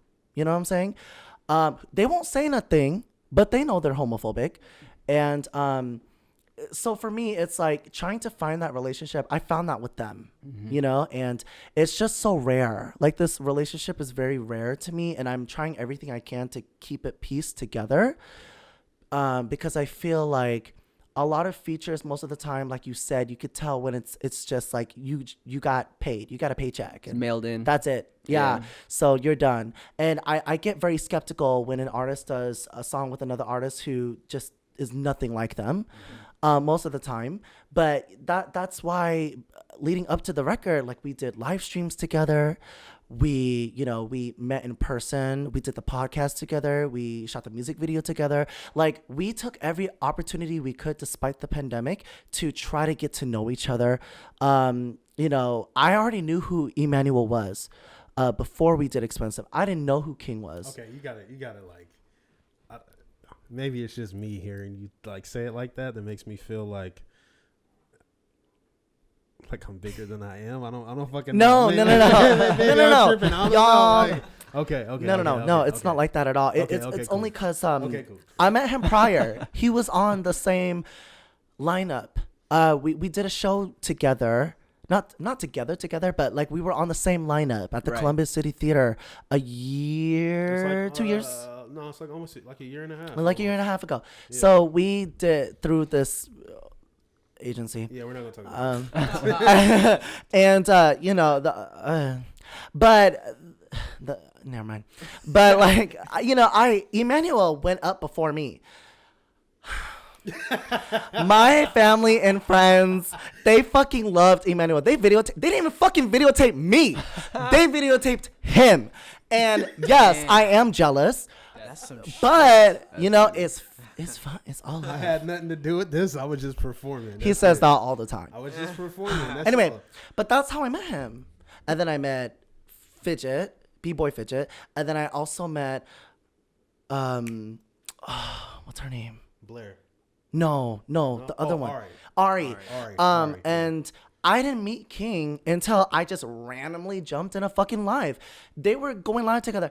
I was like, what the fuck is a KingDow? So I looked in there. And I saw him. And I loved everything about him. Yeah. Not past tense, sorry. I love everything about him. And, we just, it kind of came naturally. And listen, I told myself I was going to start going with my gut more often because my gut always proves me wrong. And so even though I was literally listening to King's music while I was in the live with him. You're saying your gut proves you right. Sorry, my gut proves me right. Sorry. Yeah. Sorry. So, bitch English. So I was listening to his music while I was in that live because the idea of a collaboration kind of just happened. In one interview, I said I started it. In another, I said he did. Bitch, I lost track. Sorry. It was you. It was me. It was Okay, you. well then we confirmed it. So, because in some interviews I said it was whoever. So I'm sorry for fraud. But I, I was listening to his music and I was like Emanuel too, where I was like, what the fuck is this shit? I was like, what the fuck is this? And you want to collab? Why? But then I bumped into this magical song called Coco. Come now, Coco. And I was like, fuck yes. Fuck yes. This shit makes me so horny. Like, I listened That's to it hilarious. and I was like, yes. And the cover art is this, this picture of this Shout out girl. to my sister. Yeah. Your sister? Yeah. Okay, beautiful, beautiful woman. In like a field of like, Flowers. what kind of flowers? Sunflowers. I don't know, yellow Sunflowers. flowers. And oh my God, her skin. So I was like, oh, Jesus. Okay, let's do this. Let's do this. Jumped on a Zoom meeting right after that live. Where it was like, okay, to all the fans, bye, bitch. Because we going on the live. We're going to talk about this record. Well, yeah. Well, I remember it actually was y'all two on live. Yeah. Remember? You're and right. I was in the comments. I know what he's saying though. Yeah. Because you What- and I would go live. Yeah, first, it and was then- you two and then first. hop Yeah, on. and then I We hopped just in talked later. about Yeah. shit. And then it wasn't until when we went live. Yes, that's when yeah, we yeah, started yeah. talking about So, but at first it was just them two, Right. and then we jumped on the Zoom. Well, yeah. Well, remember because when y'all two jumped on the live, it was just y'all two, like just Oh, yeah, talking. that's true. And I popped in. That and is I popped true. in, and I was Right, like, yeah. oh, the homies. You know what I'm saying? And they're right, just right. Yeah. talking. And then Sarah was like, we should do a fucking feature. And I was like, well, let's do it. Yeah. And Yeah. he was Makes like, sense. He was like, okay, like when? I was like, how about now? And he was like, they were both like, what the fuck? You set up the Zoom, right? Yeah, This they were is like- guy, he coordinates. He coordinates everything. They were like right now. I said, yeah, fuck this live. Let's hop on the Zoom right yeah, now. I And it was remember like, all right, bet. So then boom, like you said, and then boom. Go ahead. And then, Sorry. oh, sorry, no, go and ahead. I was going to say how I was introduced to you, like when Yeah. you had your shout out DJ Blake, you had your interview with him a while ago. And Yeah. and he actually told me to hop on that. Yeah. With DJ Blake. As He well. was the one who told me about DJ Blake too. Yeah. That's Yeah. All right. He's the Hey, plug for come everyone on, who man. doesn't Shout out know. DJ Blake. Yeah. But anyways, Yeah, shout out Blake. Uh, shout Yeah. out Blake. His platform is, so for those that don't know, NAS podcast. Yep. NAS Yep, podcast. fire. Exactly, for sure. So, yeah, I heard Sarey's interview. I'm like, this guy's different. I like this music. And so I just followed him randomly and, like, DM'd him. We talked a little bit. And then, like, it wasn't until later COVID happened. And then that's when Yeah. we got acquainted. But it all happened so fast, you know? With this, everybody was, it was 33%, divided Yeah. through each of us, and the 1% is, well, I mean, kind of all of us. But you know what I'm saying? Like, it just happened so fast. And we originally, I was like, well, maybe we should do something from scratch. Because I didn't think that they would like Expensive. Because I'm like, this sounds like every other song on the radio, but I mean, they ended up liking it. And as the months went on, I was like, with this whole pandemic, I think they're right. Like, I think we need to put out something fun and something not too serious. And because I'm always writing about some depressing ass shit.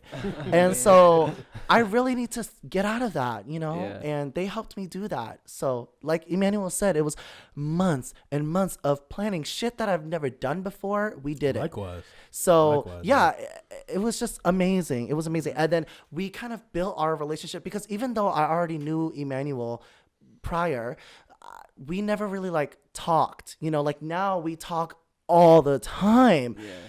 And I'm so grateful for that. And, so not only was it like the collaboration turned into lifelong friends, it turned into beautiful music. It turned into something that I feel like a lot of people wish they had, which is just kind of like that space where you're like, everybody can just be themselves. And I never been in that space, like for me ever, because I just feel like I don't really fit in anywhere, and being with them, especially when I met his ass, I was like, yeah, man, listen, I don't fit nowhere, bitch. Coco. And I was like, you know what I'm saying? But I'm like, that's the beauty. That's the beauty in it. And so now everybody, like I said, can be themselves. And this is a space where, you say how you feel. If you don't like something, I've been in spaces where people just take shit so personal. Yeah. Where I'm just like, hey, I don't like that. Like, I think that's fucking with our business. Yeah. Like, I don't like that you said this, or I don't like that you did this. This is a space where we could talk to each other. And it's one of those things where it's like, we talk about it, and then we move on, and we continue to be productive, and we still succeed because we find other ways to make it work, and I don't want to settle for that, though. You know what I'm saying? Like, this to me is such a powerful thing. Like, this is not going to be the last time I'm going to be doing a song with them. Like, there has to be more. That comes from when you have a actual genuine bond with people. Yeah. And just the gravity of the connection is, rather than just it being a song that come and goes, it's fostering relationships that you value, and having artists that respect you as an artist is just such a beautiful space to be around. Yeah. It makes you feel like you can be more creative. Yeah. Yeah, I mean, like, for me, like, I mean, like, yeah, as artists, like, for a quick buck, we want to, just do any feature, whatever. But, I mean, and he knows I'm always talking about spirituality and so, yeah, science shit. But, like, I'm a Taurus, and so, like, I value loyalty a lot. So, if I'm going to be doing music with people multiple times, like, I have to have a bond with them. So, yeah, and that's why I appreciate about both of these things that, like, it's not just about the music. It's more about what we can build as people. Yeah. I mean, I think the biggest thing they both said for me is like the relationship and knowing that it's bigger than just the music. Yeah. It's because, like, I mean, in the last almost 2 years, I've done one feature with one artist. Damn. You know what I'm saying? And like that just shows you how, like, I just don't. I mean, and it's not to say, like, I don't want to do more features with Not people. like it's not elitist. It's just more of just like, I really gotta like rock with you if we're gonna do some music. Yeah. It's like, I gotta know who you are as a person. I need to know, like, I feel like if we're gonna do music together, you can come sit at my fucking dinner table. Yeah. Type shit. Yeah. You know what I'm saying? Like, I don't want nothing else outside of that. So like, if we can't come close to that, then it's probably not gonna happen. Yeah. Unless you're somebody I do want to build a relationship with that I don't know as well. Right. Which is different. That's a whole different thing. But, Yeah. That's definitely something I think people should take, to heart. Yeah. Yeah. Wow. Damn, those two different analogies. I was trying to remember one of them. What you're saying about, like, the song expensive not being something that you usually make, but how we speak of it as it being an effective vehicle to get more people into all three of your arts. Yeah. I'm thinking of, like, we're speaking of Corona. It's just like how a vaccine gets created. They take a virus, they remove what's inside of a virus. I only know this because I'm in bio right now. They remove what's inside the virus, and they put, that's why I'm not doing good in bio. Yeah. They The honesty is everything. Basically, DNA in the virus, so it's no longer will damage you, but it'll convey whatever gene therapy thing they want to do, put inside of you, and then that virus does its normal virus thing, infiltrating. But now it's giving you that good shit instead of something that's gonna fuck you up. Yeah. Yeah. This is all good shit. The three of us. This is Yeah. good shit. And then, Lucas. Yep. Fucking Lucas. Oh, God. He cute, too. Anyway. But, He shot the Lucas. video for us too. Shout out to Yeah. Lucas. Yeah. Definitely. And my husband was even involved. Yep, You know what I'm he was. saying? Like, and, Emanuel, I'm sure, has talked to Jasmine, his wife, about it. His son, Lennox, too. The language is not that appropriate. But, and King, like, King talks to his family. He talks to his brother. He talks to his dad. He talks to his mom. His documentary, y'all should watch that. His documentary and his documentary, too. I watched both. It's one of those, it's a beautiful thing, when you have that, and I'm looking forward to building a further relationship with all of them. Like Emanuel said, like, that dinner plate shit, like, that's real for me too, Yeah. like, Yeah, that's true. so that's kind of, You know, when you make music with somebody, and if you're an artist, you know that Lauryn Hill quote where it's like, I'm an artist and I'm sensitive about. Yeah, that's you're talking about Erykah Badu. Erykah Badu, excuse me. And I love Badu too, so I shouldn't be saying Lauryn Hill. I'm not bad. Erykah Badu, she's like, I'm an artist, I'm sensitive with my shit. Yeah, so when you create with somebody, when you collab, and if you're like a artist, not just like a rapper on the weekend type deal, or somebody come on now, karaoke at the bar. Your creations are like your children. So when you collab with somebody, it's like you sharing custody with them. So when I create with stuff, I always think of like that. We got a kid together.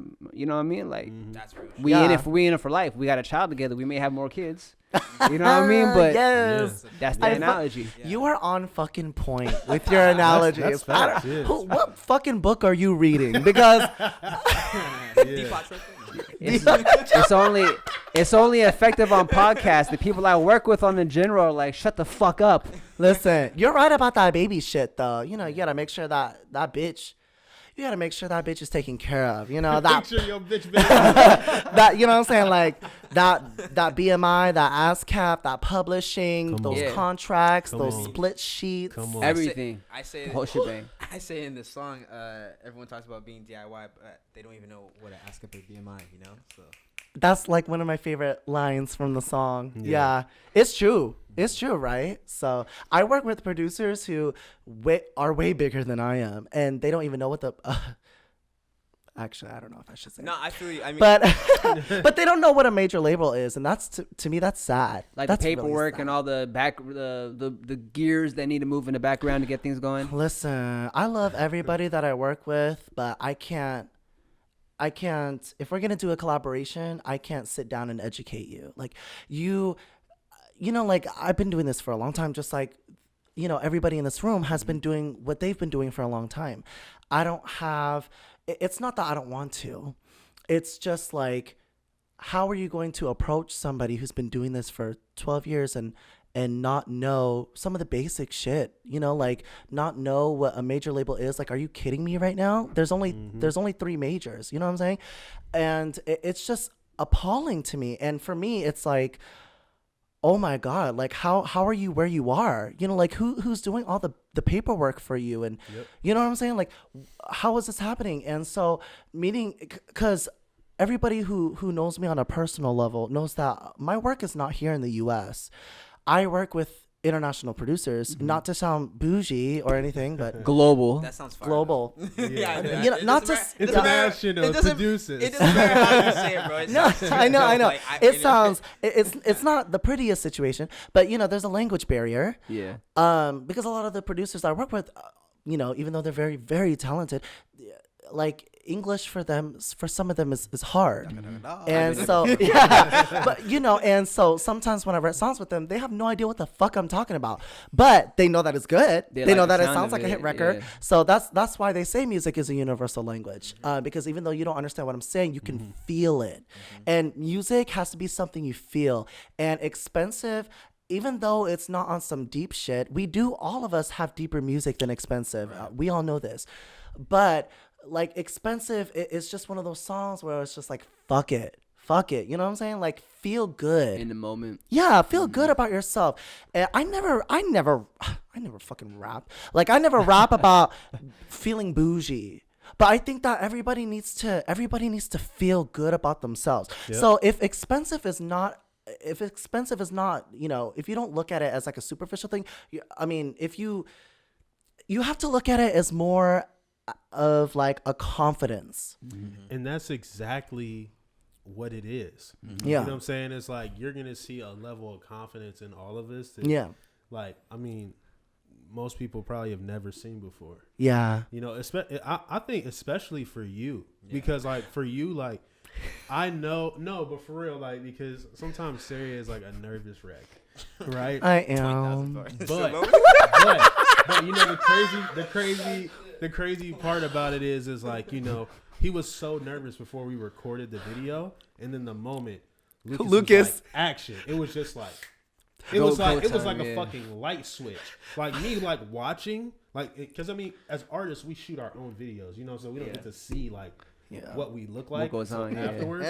So like seeing him, like I'm just watching, like as he's doing his verse, and I'm like, who the fuck is this? I'm like, this dude, like, I'm like, this is the dude I know he is, but he just doesn't see it like 100%. Yeah, like it's clear, as I know he should. So like people are gonna see him and be like, damn, like. He talking that shit, and it's gonna be like, listen, and it's all facts too. That's the thing about it. It's like he's not saying nothing that he doesn't believe. He's not saying nothing he doesn't believe. Yeah, I'm not talking about nothing I don't have or don't believe. Right.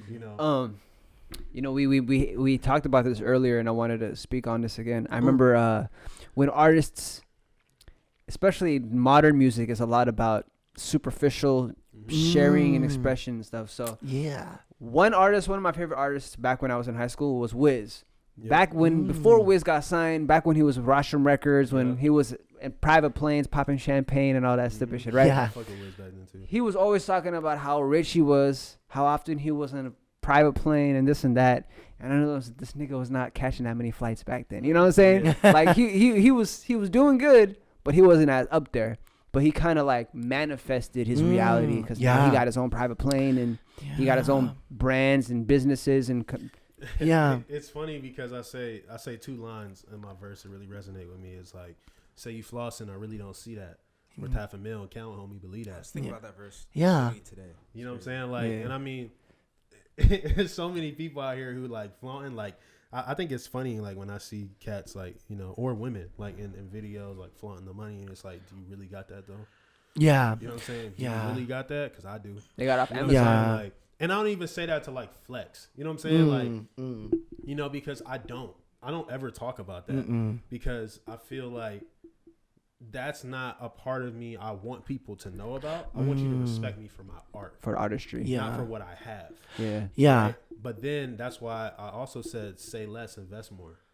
Right? Because like invest in yourself more. You ain't got to talk about shit. Show people. Yeah. That's what we're all about, is showing people with this. Right. It's like, let me show you why we're expensive. And I think also what makes expensive to me very different is like my verse, like all of our verses really, but like I think that a lot of the songs that talk about a lot of these finer things in life, they talk about just that. You know what I'm saying? But I think with expensive, there's a sense of like how we got there as well, because we do like in my verse, how he recited earlier, I don't ever take shortcuts unless I'm getting my hair cut. It's one of those things where it's like a lot of people in the industry, they do take shortcuts. And we're letting you know, like in the hook, my new bay is expensive. Like all of this stuff is because of that. Right. You know what I'm saying? Yeah. So like the verse is basically like the journey on how we got to the hook, on how we have expensive jewelry, on how we have this and this and that. And I feel like there's a lot of songs out there. And for me, expensive, for me, I said, if I'm going to write a bougie song, it has to be real. You know what I'm saying? Like everything we talk about has to be real. And so that's why I wanted to take that approach where we write about a little bit of our journey instead of writing about, the first verse being about like some superficial shit. I'm just like, we need to talk about this and then kind of lead up into here, because I feel like it's really important that we talk about where that hard work comes from, and then like I said in the hook, celebrating the hard work. So I think that's what makes expensive truly different. Not only that, but breaking down a lot of barriers in the music industry, like we talked about. When we were doing this record throughout the months, every single time we talked, I always told them, I'm like, this is crazy that we're doing this. I mean, like, these are two black men doing a song with some gay Asian dude. Like, I'm just like, where do they do that at? Because I really don't know, and I'm just like, and that's why I'm like, this is crazy. Like this is, to me, when I think about different, this is what different is to me, but also meshing, right? I mean, because like Emanuel said, it's more than the music. It's bigger than the music. Like, how do we relate to each other on that level? Being people of color and the struggle that we go through because of our skin color, or because of, whatever, because of our race, what I go through as an preconceived opinions on how you should be. And especially when it comes to black artists, a lot of the times labels will put them in this box, and so like going through that kind of stuff and then doing this record kind of outweighs that. And it shows that, like that's not, like this is like, this is just kind of people who are coming together to say like this is what's real, you know, like this is what music needs to look like. It needs to look like everybody doing music with whoever the fuck they want, not because some person tells you to not do a single with this guy or this person because it's not going to sell records. You know, like this is about like, this is what America looks like this is diversity. Like this is what Seattle looks like, this is what California looks like, this is what New York looks like. So like don't try to put some and no, if you know, like it's not I'm not intending to be malicious, but like don't like put some white guy in an office to tell me who I need to be. You know, when you don't know what it's like to be gay, you don't know what it's like to be Asian, you don't know what it's like to be black. You know what I'm saying? Like so it's like just let me do music with the people that I resonate with. And this is what that is the bigger picture of Expensive is what I'm trying to get at. Is like, man, like we really need to make sure that artists have more control. We need to listen to the artist because the artist is the one going through the journey. It's not that fucking bitch who's sitting in the fucking label keeping track of your money. You know, it's not the accountant. You know, and you know, no shade to the accountants who are really good at their job and, you know, have a lot of integrity. But, you know, it's safe to assume that a lot of people who are in the music industry just assume that everybody's fake and everybody just wants one thing. And, you know, playing a persona. Yeah. Right. And so that's what happened when I have to pop off. That's what happened when I got 1 million streams. That's exactly what happened. And I expected that to happen. If I'm being completely honest with you, I expected that people were going to start flocking because it's like they want to jump while it's hot. The validation is there already. People don't want to give you validation, but if they see it there, they'll be willing to get a slice. Exactly. So, and in the podcast interview, I talked about how when I did that record, because Games, the song that I did came out just last year, this month. So when that song came out 3 months later, I had Sony, I had fucking Warner, I had people hitting me up, okay? And these are things when people see these things, they're like, oh my God, you know? And being through that journey, I just, and talking to them, it's like seeing the people who work for these labels, it's like there's not a person that I feel like I can really relate to. And that's why it's so important to focus on the people behind the music, because it's like when you're marketing me, if I'm signed to a major label and you're marketing me, what are you really trying to do? And what is the point? What is the message? And you know, like how are you going to take a black artist and take them out of the stereotype? You know what I'm saying? Like, or how are you going to take an Asian person who everybody knows Asian people are like this? You know, how are you going to take me out of that box? And most of the time, man, these labels, they don't know how to do that. You know what I'm saying? Like, just like how artists have a high turnover rate at major labels, so do the fucking people who work in the fucking office. Absolutely. So, and that's something that a lot of people really need to think about as well. When you sign your record deal, just to let y'all know, before you sign that record deal, remember that there's a high turnover rate for the people who are your managers, they'll leave you in an instant because it is a business. It is a business. Get a good lawyer. Yeah, get a good lawyer. Then you're in those instances. Then you're surrounded by a building full of people that don't care about your music, don't understand you as an artist, and not want to get rid of you. Right, and it's really important to find gems in here. So it's really, you know, if you are going to go to a major label, and I wish somebody told me this when I first signed my record deal, is to get a manager who has no affiliation with the label whatsoever, someone who will really look out for your interest. You know, and I don't know much about some of the Seattle artists here, but I know that some like Paris Alexa is somebody who has a manager who has no affiliation with the current label that she's at, you know, and I think that's a very smart decision. If you bitch, don't get a lawyer that works for the label. That is a huge mistake. You know, that's literally what Migos' situation is right now. The label that signed them, they gave him a lawyer, and the lawyer was getting paid by the label. The lawyer is, I think he's part owner of QC. Yeah, he's the part owner too. I think that's ridiculous. It's a conflict of interest, and that's wild. It's just crazy. Now the stuff with the major labels, we won't get into that too deep, but it's just one of those things where it's like, it's 2020, and you know how a lot of people are saying like being yourself is kind of like the new trend. You know, before you had people telling you who to be. You know, now it's like be who you are to a certain extent. You know what I'm saying? But there's still somebody who's telling them what to post and when to post and how to dress and da-da-da. And people don't think that exists because a lot of these celebrities, a lot of these influencers on social media make it seem like they're really being themselves. But are you? You know what I'm saying? Yeah. Are you, They got a or stylist. are you doing this partnership with Macy's because you're getting a fat paycheck? Yeah. Do you really like Macy's, Come on, bitch? man. No. You know what I'm saying? It's just like that. It's very apparent, and a lot of people fail to do their homework. A lot of people fail to do their homework when they reach out to you. And expensive is one of those things where we're very careful, very, very careful. It's delicate. Working with Lucas, I was like, I'm just like, I've never worked with a videographer. How do I know if I can trust Lucas?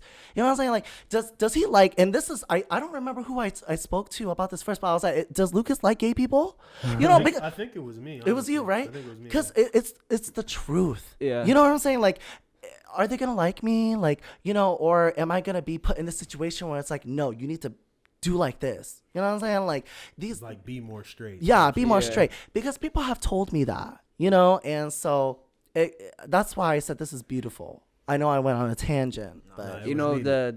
the people that are listening at home, specifically the people of color, I know they definitely resonate with that message because I've been in spaces where I was deemed how I was acting was maybe a Yeah. little too black, or in another instance, Whatever it the fuck wasn't that black means. enough. Like I wasn't. I didn't say what's up, dog. I didn't say hey man. I didn't give a hey nod. I was just like, yo, how can I help you today? Yeah. For some people, that's not enough. Like, Or you said hello. How are you today? yeah, hey, how you Where's doing, the man? bigotry? Yeah. Oh. they're missing. Let me sprinkle some of it. I got some of my back pocket for it, you know what I mean? And then some instances, so it's just about. Yeah, I like that. I like that you said people want to categorize you as far as an artist, just cause like not in a bad way, but like for their brain to understand like what they're looking at. When you see something in the wild, if you see a fucking tree running at you, like the tree got legs and is running at you, you're gonna be like, is that a fucking tree? Exactly. Like you're trying to process what the fuck Exactly. I'm looking at. So it's the same way. Especially when it's something like that's abstract, that's like very expressive from the soul that maybe you won't understand at the first go. You kind of have to let it marinate. Yeah. I like that word. You like let it marinate. Yeah, Marinate. I feel like this will probably be one of the last things I say. But, No. I just feel like we've touched on so much here. Yeah. I feel like we gotta let people like marinate in it. Yeah. But That's a good word. I feel like end it. I told them this from day one. Like the world is not ready for this record, and I They're say really that not. in the most like respectful way because to date I don't know of anybody who's done what we've done Yeah. with working with him being a gay man. You know what I'm saying? He's Cambodian. He does pop R&B house music. King does genre transcending music as he calls Hell it. yeah. I do hip hop R&B. Joel. Like I've never heard of people coming together and doing this and doing it well and doing it gracefully with respect Yeah. and delivering on such a high level that I know we Absolutely. can deliver on. So people aren't ready for it, but when it hits, Yeah. and whatever happens with the record, Yeah. no matter if it gets 2 streams or if it gets 1 million or in anywhere in between, it's a success because we made it a success. And that's what people need to understand with the music they put out. It's successful if you deem it successful, no matter what comes from it. Yeah. You made it manifest from Right. the music didn't exist in the first place, and you made it happen. So Exactly. Yeah, he's totally right about that. 1 million streams don't mean shit. I feel like I haven't accomplished enough, And this sounds really fucking ungrateful, but but with King, remember that King, that conversation? I have 20,000 monthly listeners and I still feel alone. Like that sounded like the most ungrateful bastard ever. But it's like Emanuel preaches all the time, and I'm just like, yes, bitch, I know. It's like numbers don't mean shit, and that couldn't be further from the truth. I'm actually glad that people overlook my social media. I'm glad because it filters out the people who really fuck with me or not, and you know what I'm saying. And then when they go on Spotify, it's like a whole different story, and they're like, what the fuck? I lied. I have to say this. What? Because I'm glad you brought up your social media. Most people don't even know he deleted his social media. He deleted his Instagram and started over. Yeah. So he had like 4K followers before he started over. And now he's at like 400. Right? And it's amazing because you wouldn't put 2 and 2 together. Right. And it's exactly what he's saying. So I think it is beautiful. It's the value of the numbers. It is, and don't put numbers on people either. You know what I'm saying? It's the value of the people. Yeah. If you look at my 200 followers, you wouldn't think that I have 1 million streams. You wouldn't think that I have spoken with somebody at Sony. You know what I'm saying? Paid for. He's paid for those streams. And so it's a good thing sometimes, you know, and that's kind of what brought us together to do this interview. You know what I'm saying? Like it's the quality of the people, and I'm just really glad I met you at the Don't do it. Let's not say the name. Let's just leave that alone. I'm glad I met you. Is the point. Talk about that off camera. Yeah. I'm just really glad I met you, you know, and before I met you, I was already a fan of the YouTube channel and everything, and I was like, I have to do something with him. Shit, I don't even know how we fucking met. I think I saw you at a show, I think. Yeah, hey, we've crossed paths a couple times. I think I saw you perform, and then for me, anytime I ever see anybody perform, you know what's weird? I had this conversation about pride. Okay, pride is usually the thing that stops people from giving other people like love, right? But for me, and like I said, artists are all weird, and I'm weird in my own special blend. But for me, I've always had pride in like, yo, that person's fucking dope. Let me let him know. You know what I mean? Like if I'm at the basketball court and somebody's having a great game, I'm like, dog, you're killing it. Yeah. Like there's never been something in my mind that's like, what if he responds to, you know what I mean? Maybe he won't like me. What if he dunks on me? Yeah. Like he's a better basketball player than me. Yeah, like that's I've never cared about that. So. Oh Jesus. Just the fact that like you're super talented. Like I tapped into your music when I met you at the award show. Yeah.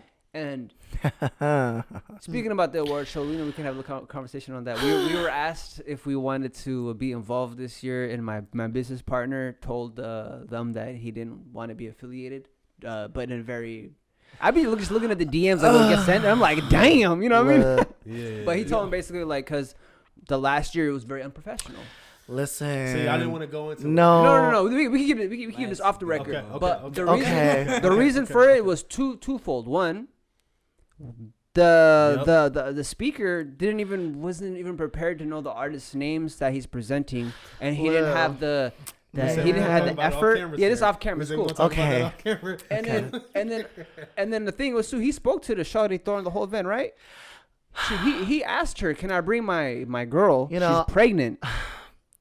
I don't know. There was no seating for the pregnant woman. Listen. Is that not wild? I don't know whether or not we should leave this part in or out because no, we're leaving it out. No, I know, but because we were at a high note. We were like, no, but I think people do need to get called out. Yeah, people need to get called out. But no, we won't get too deep. All publicity's good. No, I was about to say, this is your platform. No, listen. Okay.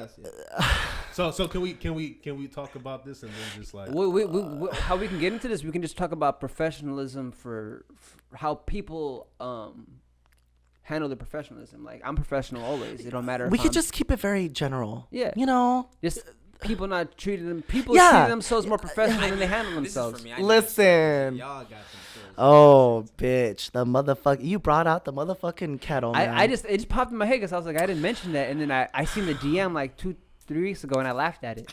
Listen.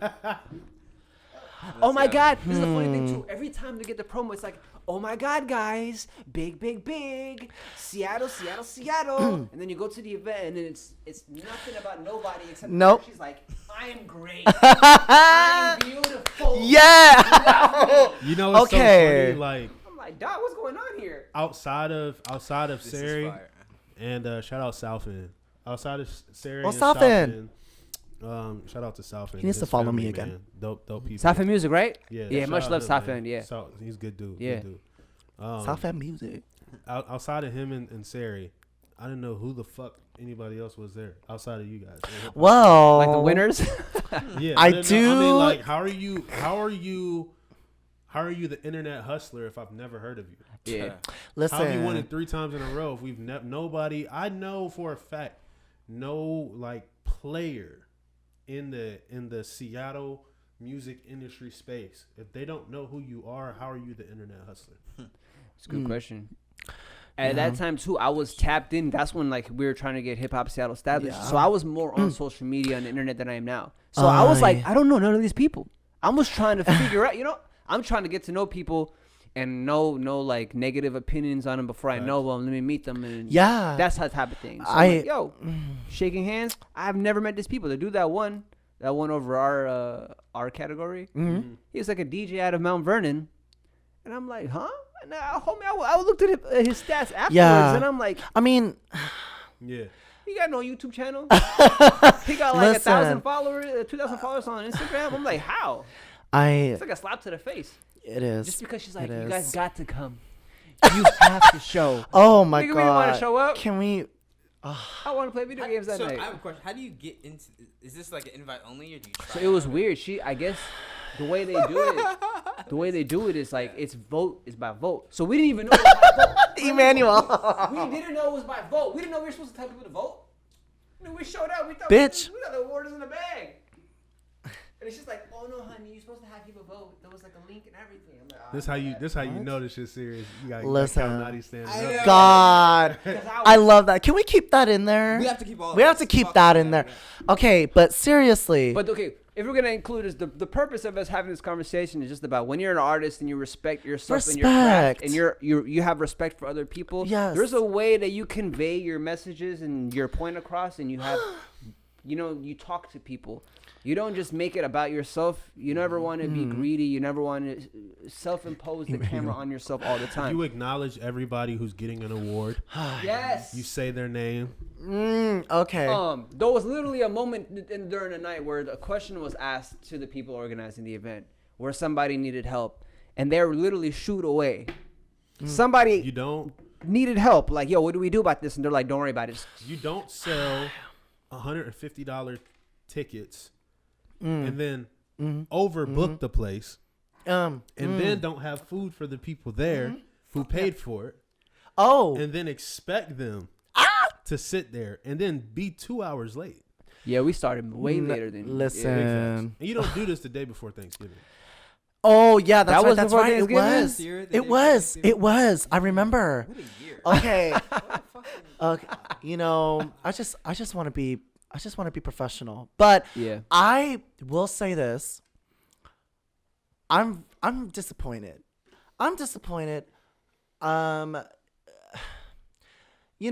There was Because his eyebrows, sorry. well because Yeah. there, listen, yeah. Okay, like no personal shit, no personal feelings. Okay, all business.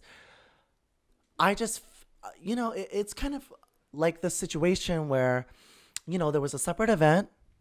Did you know that there was a separate event from the main event, right? Yeah, it was like a after hours type. No, it was before. It was a before. It was before at Yep. at an undisclosed location. We'll just say that. So Yep, and I know what you're talking about. there was a before event, right? Wild, bro. Listen, only a couple artists showed up, myself included, right? But I brought my whole family. And we paid for everything. We went to every single vendor and bought something from every single vendor. And you're real for that. Listen, Yeah. and then, you show up to this place, and my husband's there with me. And, Emanuel popped in out of nowhere. This is before I met King, too. So King didn't know about this. But, Emanuel just showed up just to show up. I didn't ask him to go. He was just like, I heard you were going to be at the award show, so I'm pulling up. I was like, oh, my God, thank you so much. And then, you get there and, shit is going down and you introduce yourself to people and there's like this weird vibe in the room where people are sizing you up. All right. It's like weird animosity. I'll take the bullet for this. What I'm about to say. I don't give a fuck. I just feel like outside of Hip Hop Seattle, outside of Sarey, South End Music, and some other people whose names I will not say, I feel like that event is a waste of fucking time. It's a waste of fucking time. It's a waste of money. Yeah. It's just weak. Like I like the idea of trying to bring a Grammy to Seattle. But yeah, that's not the way you do it. I mean, and yes, you're attached to some legendary names too that I know, right? cool, but don't disrespect people who work hard, right? And put their hard-earned money into something that is not it. Right, bro. You could go to Buffalo Wild Wings and get more than you got from that shit. Yeah, and I'm just a very nice person, so I actually bumped into. One of the nominees was somebody who used to bully me. Oh God. Yeah, somebody who used to call me a faggot, everything. I don't remember if he won, but I just sat there smiling because he was sitting in the back and I was sitting in the front. Because I was like, yeah, bitch, you in the back. It doesn't matter how legit this event is, you in the back, and that's where you belong for the way that you treated people like me, you know? But it wasn't about that. Like, yeah, there was a 3-hour delay. That's kind of inevitable. You can't hide from that. That is unprofessionalism at its finest. But like, I knew one person who was there, and besides the person who used to bully me, there was one person I knew there, and that's only because I saw him on an album from Macklemore, I think. I know exactly who you're talking about. You know who I'm talking about? And I know him too. Yeah. So he was there, and there was all these people huddled next to him. I was like, who is that? He did. He left. He left. And he didn't even wait that we'll fucking talk hour. About that off camera. We're not Well, gonna say that name. But that's not the part. Okay, listen, we all got intoxicated, right? We all got, is inebriated another word for intoxication? Yeah, it is. I got annihilated that night. And because I was like, whether I win or not, I'm going out this shit with a bang. So, I got a little drunk. Lucas looks in the fridge. So, I got drunk. Sorry, Lucas. My sister was there. She's the one who drove us, right? Now, my sister, when she heard that I was going to an award show, she was like, you proved me wrong. Because my family didn't really, they're just like, oh, you want to do music? But then when she went there, she was like, oh, wait, red carpet? Lights, camera, Lights? action. You're going to be in a magazine? Which, by the way, didn't happen. Let's put that on the record. We get, the doors finally open. We know this. We go in. And, we have some performers, and I'm looking at the reaction of the audience members. There was only one good one. Yeah, nobody would. The thing is, even if the performers aren't good, you can have some respect as a crowd and just like hype people. You remember being like the assembly line back when we were kids, homies doing his talent show. He's fucking his act up, but we're like, hey, good job, John. You know what I mean? We like what you do. Yeah. People are not like that. People want to. I hate you. They want to throw shit onto the stage. But people was low key salty because they wanted to be on the stage. Yeah, that's what it was too. Here's the thing though. This is where I draw the line. Okay, I will out of respect, I will not say your name. I will not say what you've done to me because there have been some fucked up shit that happened. The aftermath, and the fact that I didn't even get a fucking thank you. But most importantly, like, they didn't even say my name. He literally quit. He gave up saying your name. He pronounced it like... You caught that too? He did. Yep. Are you serious? They didn't even say my name. You were sitting next to me, and I had met you like 10 minutes prior to that. Oh, my gosh. So for me, whenever I meet somebody, I'm bad with names. No. You know the person that was sitting next to me? They were laughing. They were like, oh, my God, they forgot that one last name. And I looked at him, and I was like, that's me. He was like... So cringe. Oh. Yeah, and I was like, yeah. Yeah. So like, but he didn't say my husband. You were okay. I'm pretty sure you guys were there then when my husband was yelling at him. Yeah. At the stage, he was like, "What about Sarey Savy?" I was sitting with South End Music. No. When this was happening, Yes. I was sitting back there with him. Like, damn. No. And you know what this guy said? He said, "Who?" I was like, yeah, "What?" the dude on the stage. That's what tweaked me out. I'm like. But big facts. They said that, I'm like, nigga, who are you? Yeah, Okay. Yeah. I think that is where I'm like, that needs to get called out. That has to get. If we calling out the Grammys, we definitely out that. If you want me to pay money, which we were told we weren't gonna pay. We were told we weren't paying, and our plus ones weren't paying. I don't go anywhere with nobody. I'm always solo dolo, but my friends came with their sisters and stuff like that, and then they're like $60 at the door, or however much so it was. I'm like, what? Yeah. Yeah. I mean, I don't know what it's like at the Grammys, so but what I do know is there's still a lot of work that needs to be done. It's very clear. It's very adamant. Yeah. But I could not believe it with my own eyes because I was sitting there and, you know, I just had to keep smiling, you know, because I didn't know who was videotaping. I didn't know who was taking photos. I didn't know who was listening.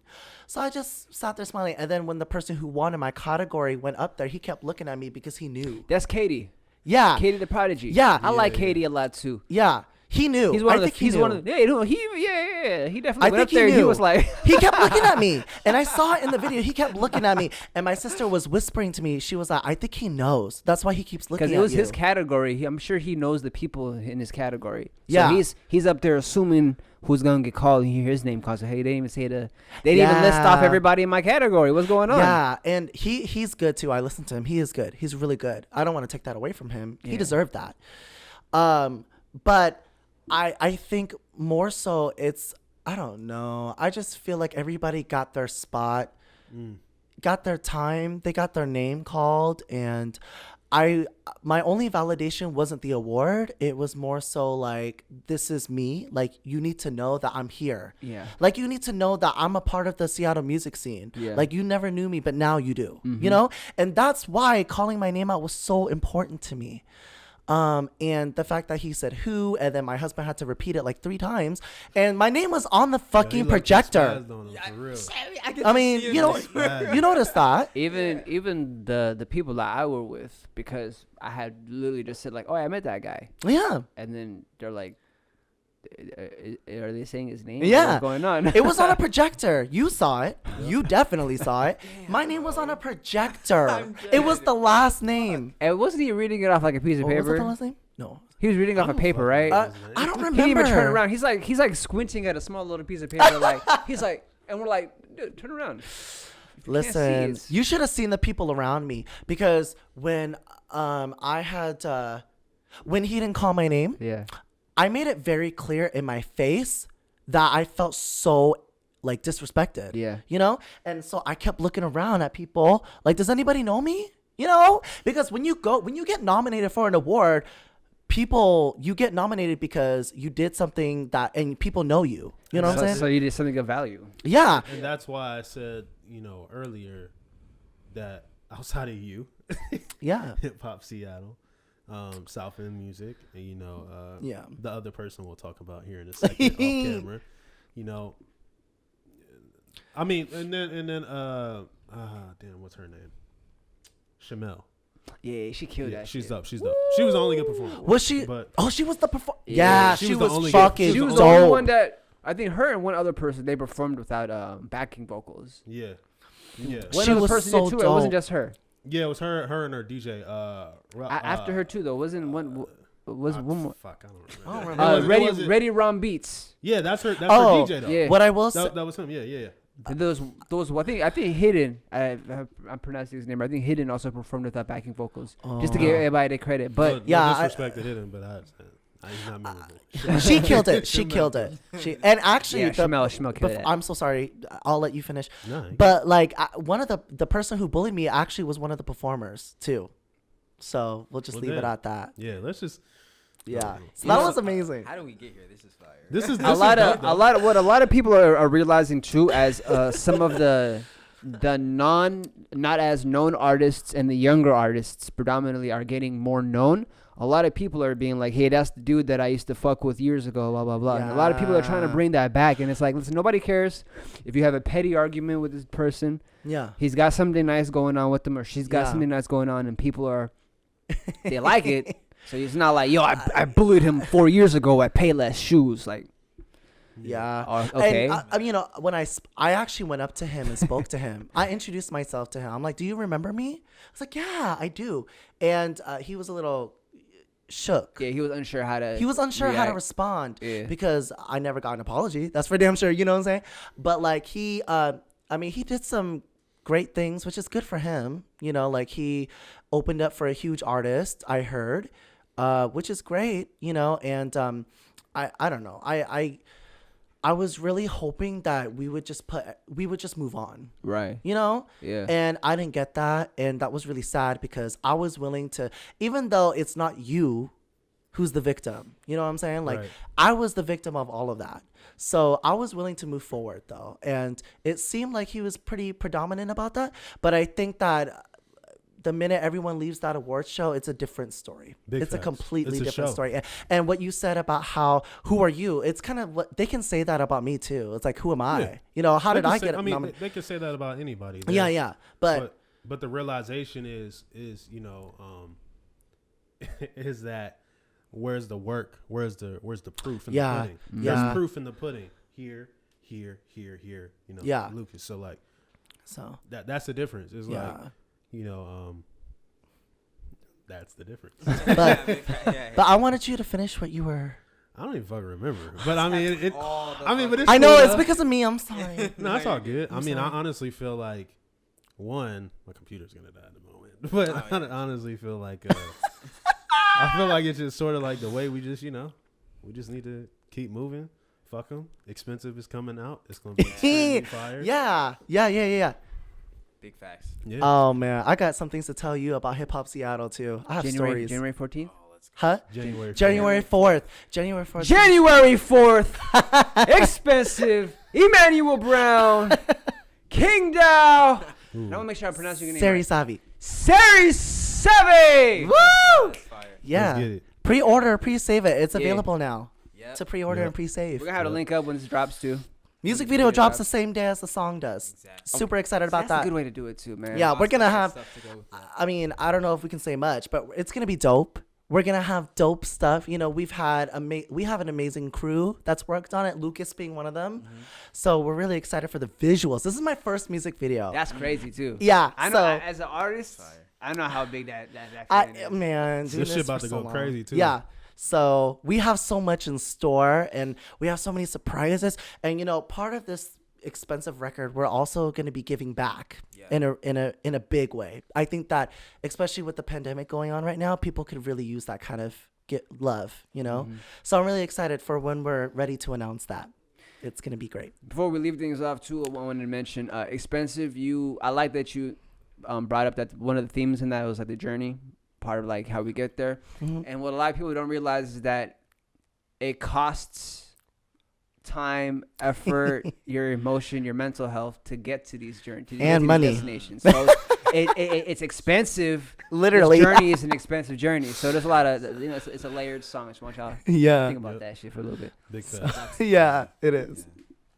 Thank you so much for your time, gentlemen. I appreciate y'all. We gotta do this again sooner than later, most definitely. sir. Definitely. Oh my gosh. Shout out to the man behind the lens, Lucas. I appreciate you holding things down. Shout out to Lucas. To my guys that couldn't be here today, I'm gonna remember this. Damn. Hey. Ah. Go ahead, say your names. Oh, Close bounce. okay. KingDow. You can follow me on Instagram. @the1 on Instagram. All music platforms. KingDow.org for the website. That's what it is. Hey, bitch. My name. Let me go. I think you should go last. Oh, okay. You should go last. So yeah, it's Emanuel Brown, Emanuel Brown, on all streaming platforms, YouTube, social media is Music by E Brown. It sounds exactly how it's fucking spelled. You know what I'm saying? And then musicbyeBrown.com. Yeah. Yes. Hey, bitch again. Sarey Savy, that's spelled Sarey, S-A-V as in Victor, Y. I have to say that because Capital One fucks it up all the time. You can find me everywhere. You can find me on Instagram, Sarey Music, Sarey Music. My website is sareymusic.com. You can also find me on all streaming platforms for the most part, and digital platforms like Apple Music, iTunes, Spotify, all that stuff. Just search up Sarey Savy and you'll find me. I think there's only one of me in the world, so I'm lucky. SEO on fleek. I love it. Hip Hop Seattle, we gone. Woo! Said I'm trill. You already know what the fuck is the deal. I don't give two shits. I say what I feel. Remind you motherfuckers that I always keep it real. And you know my new shit is expensive. My new bay is expensive. This gold real is expensive. Y'all know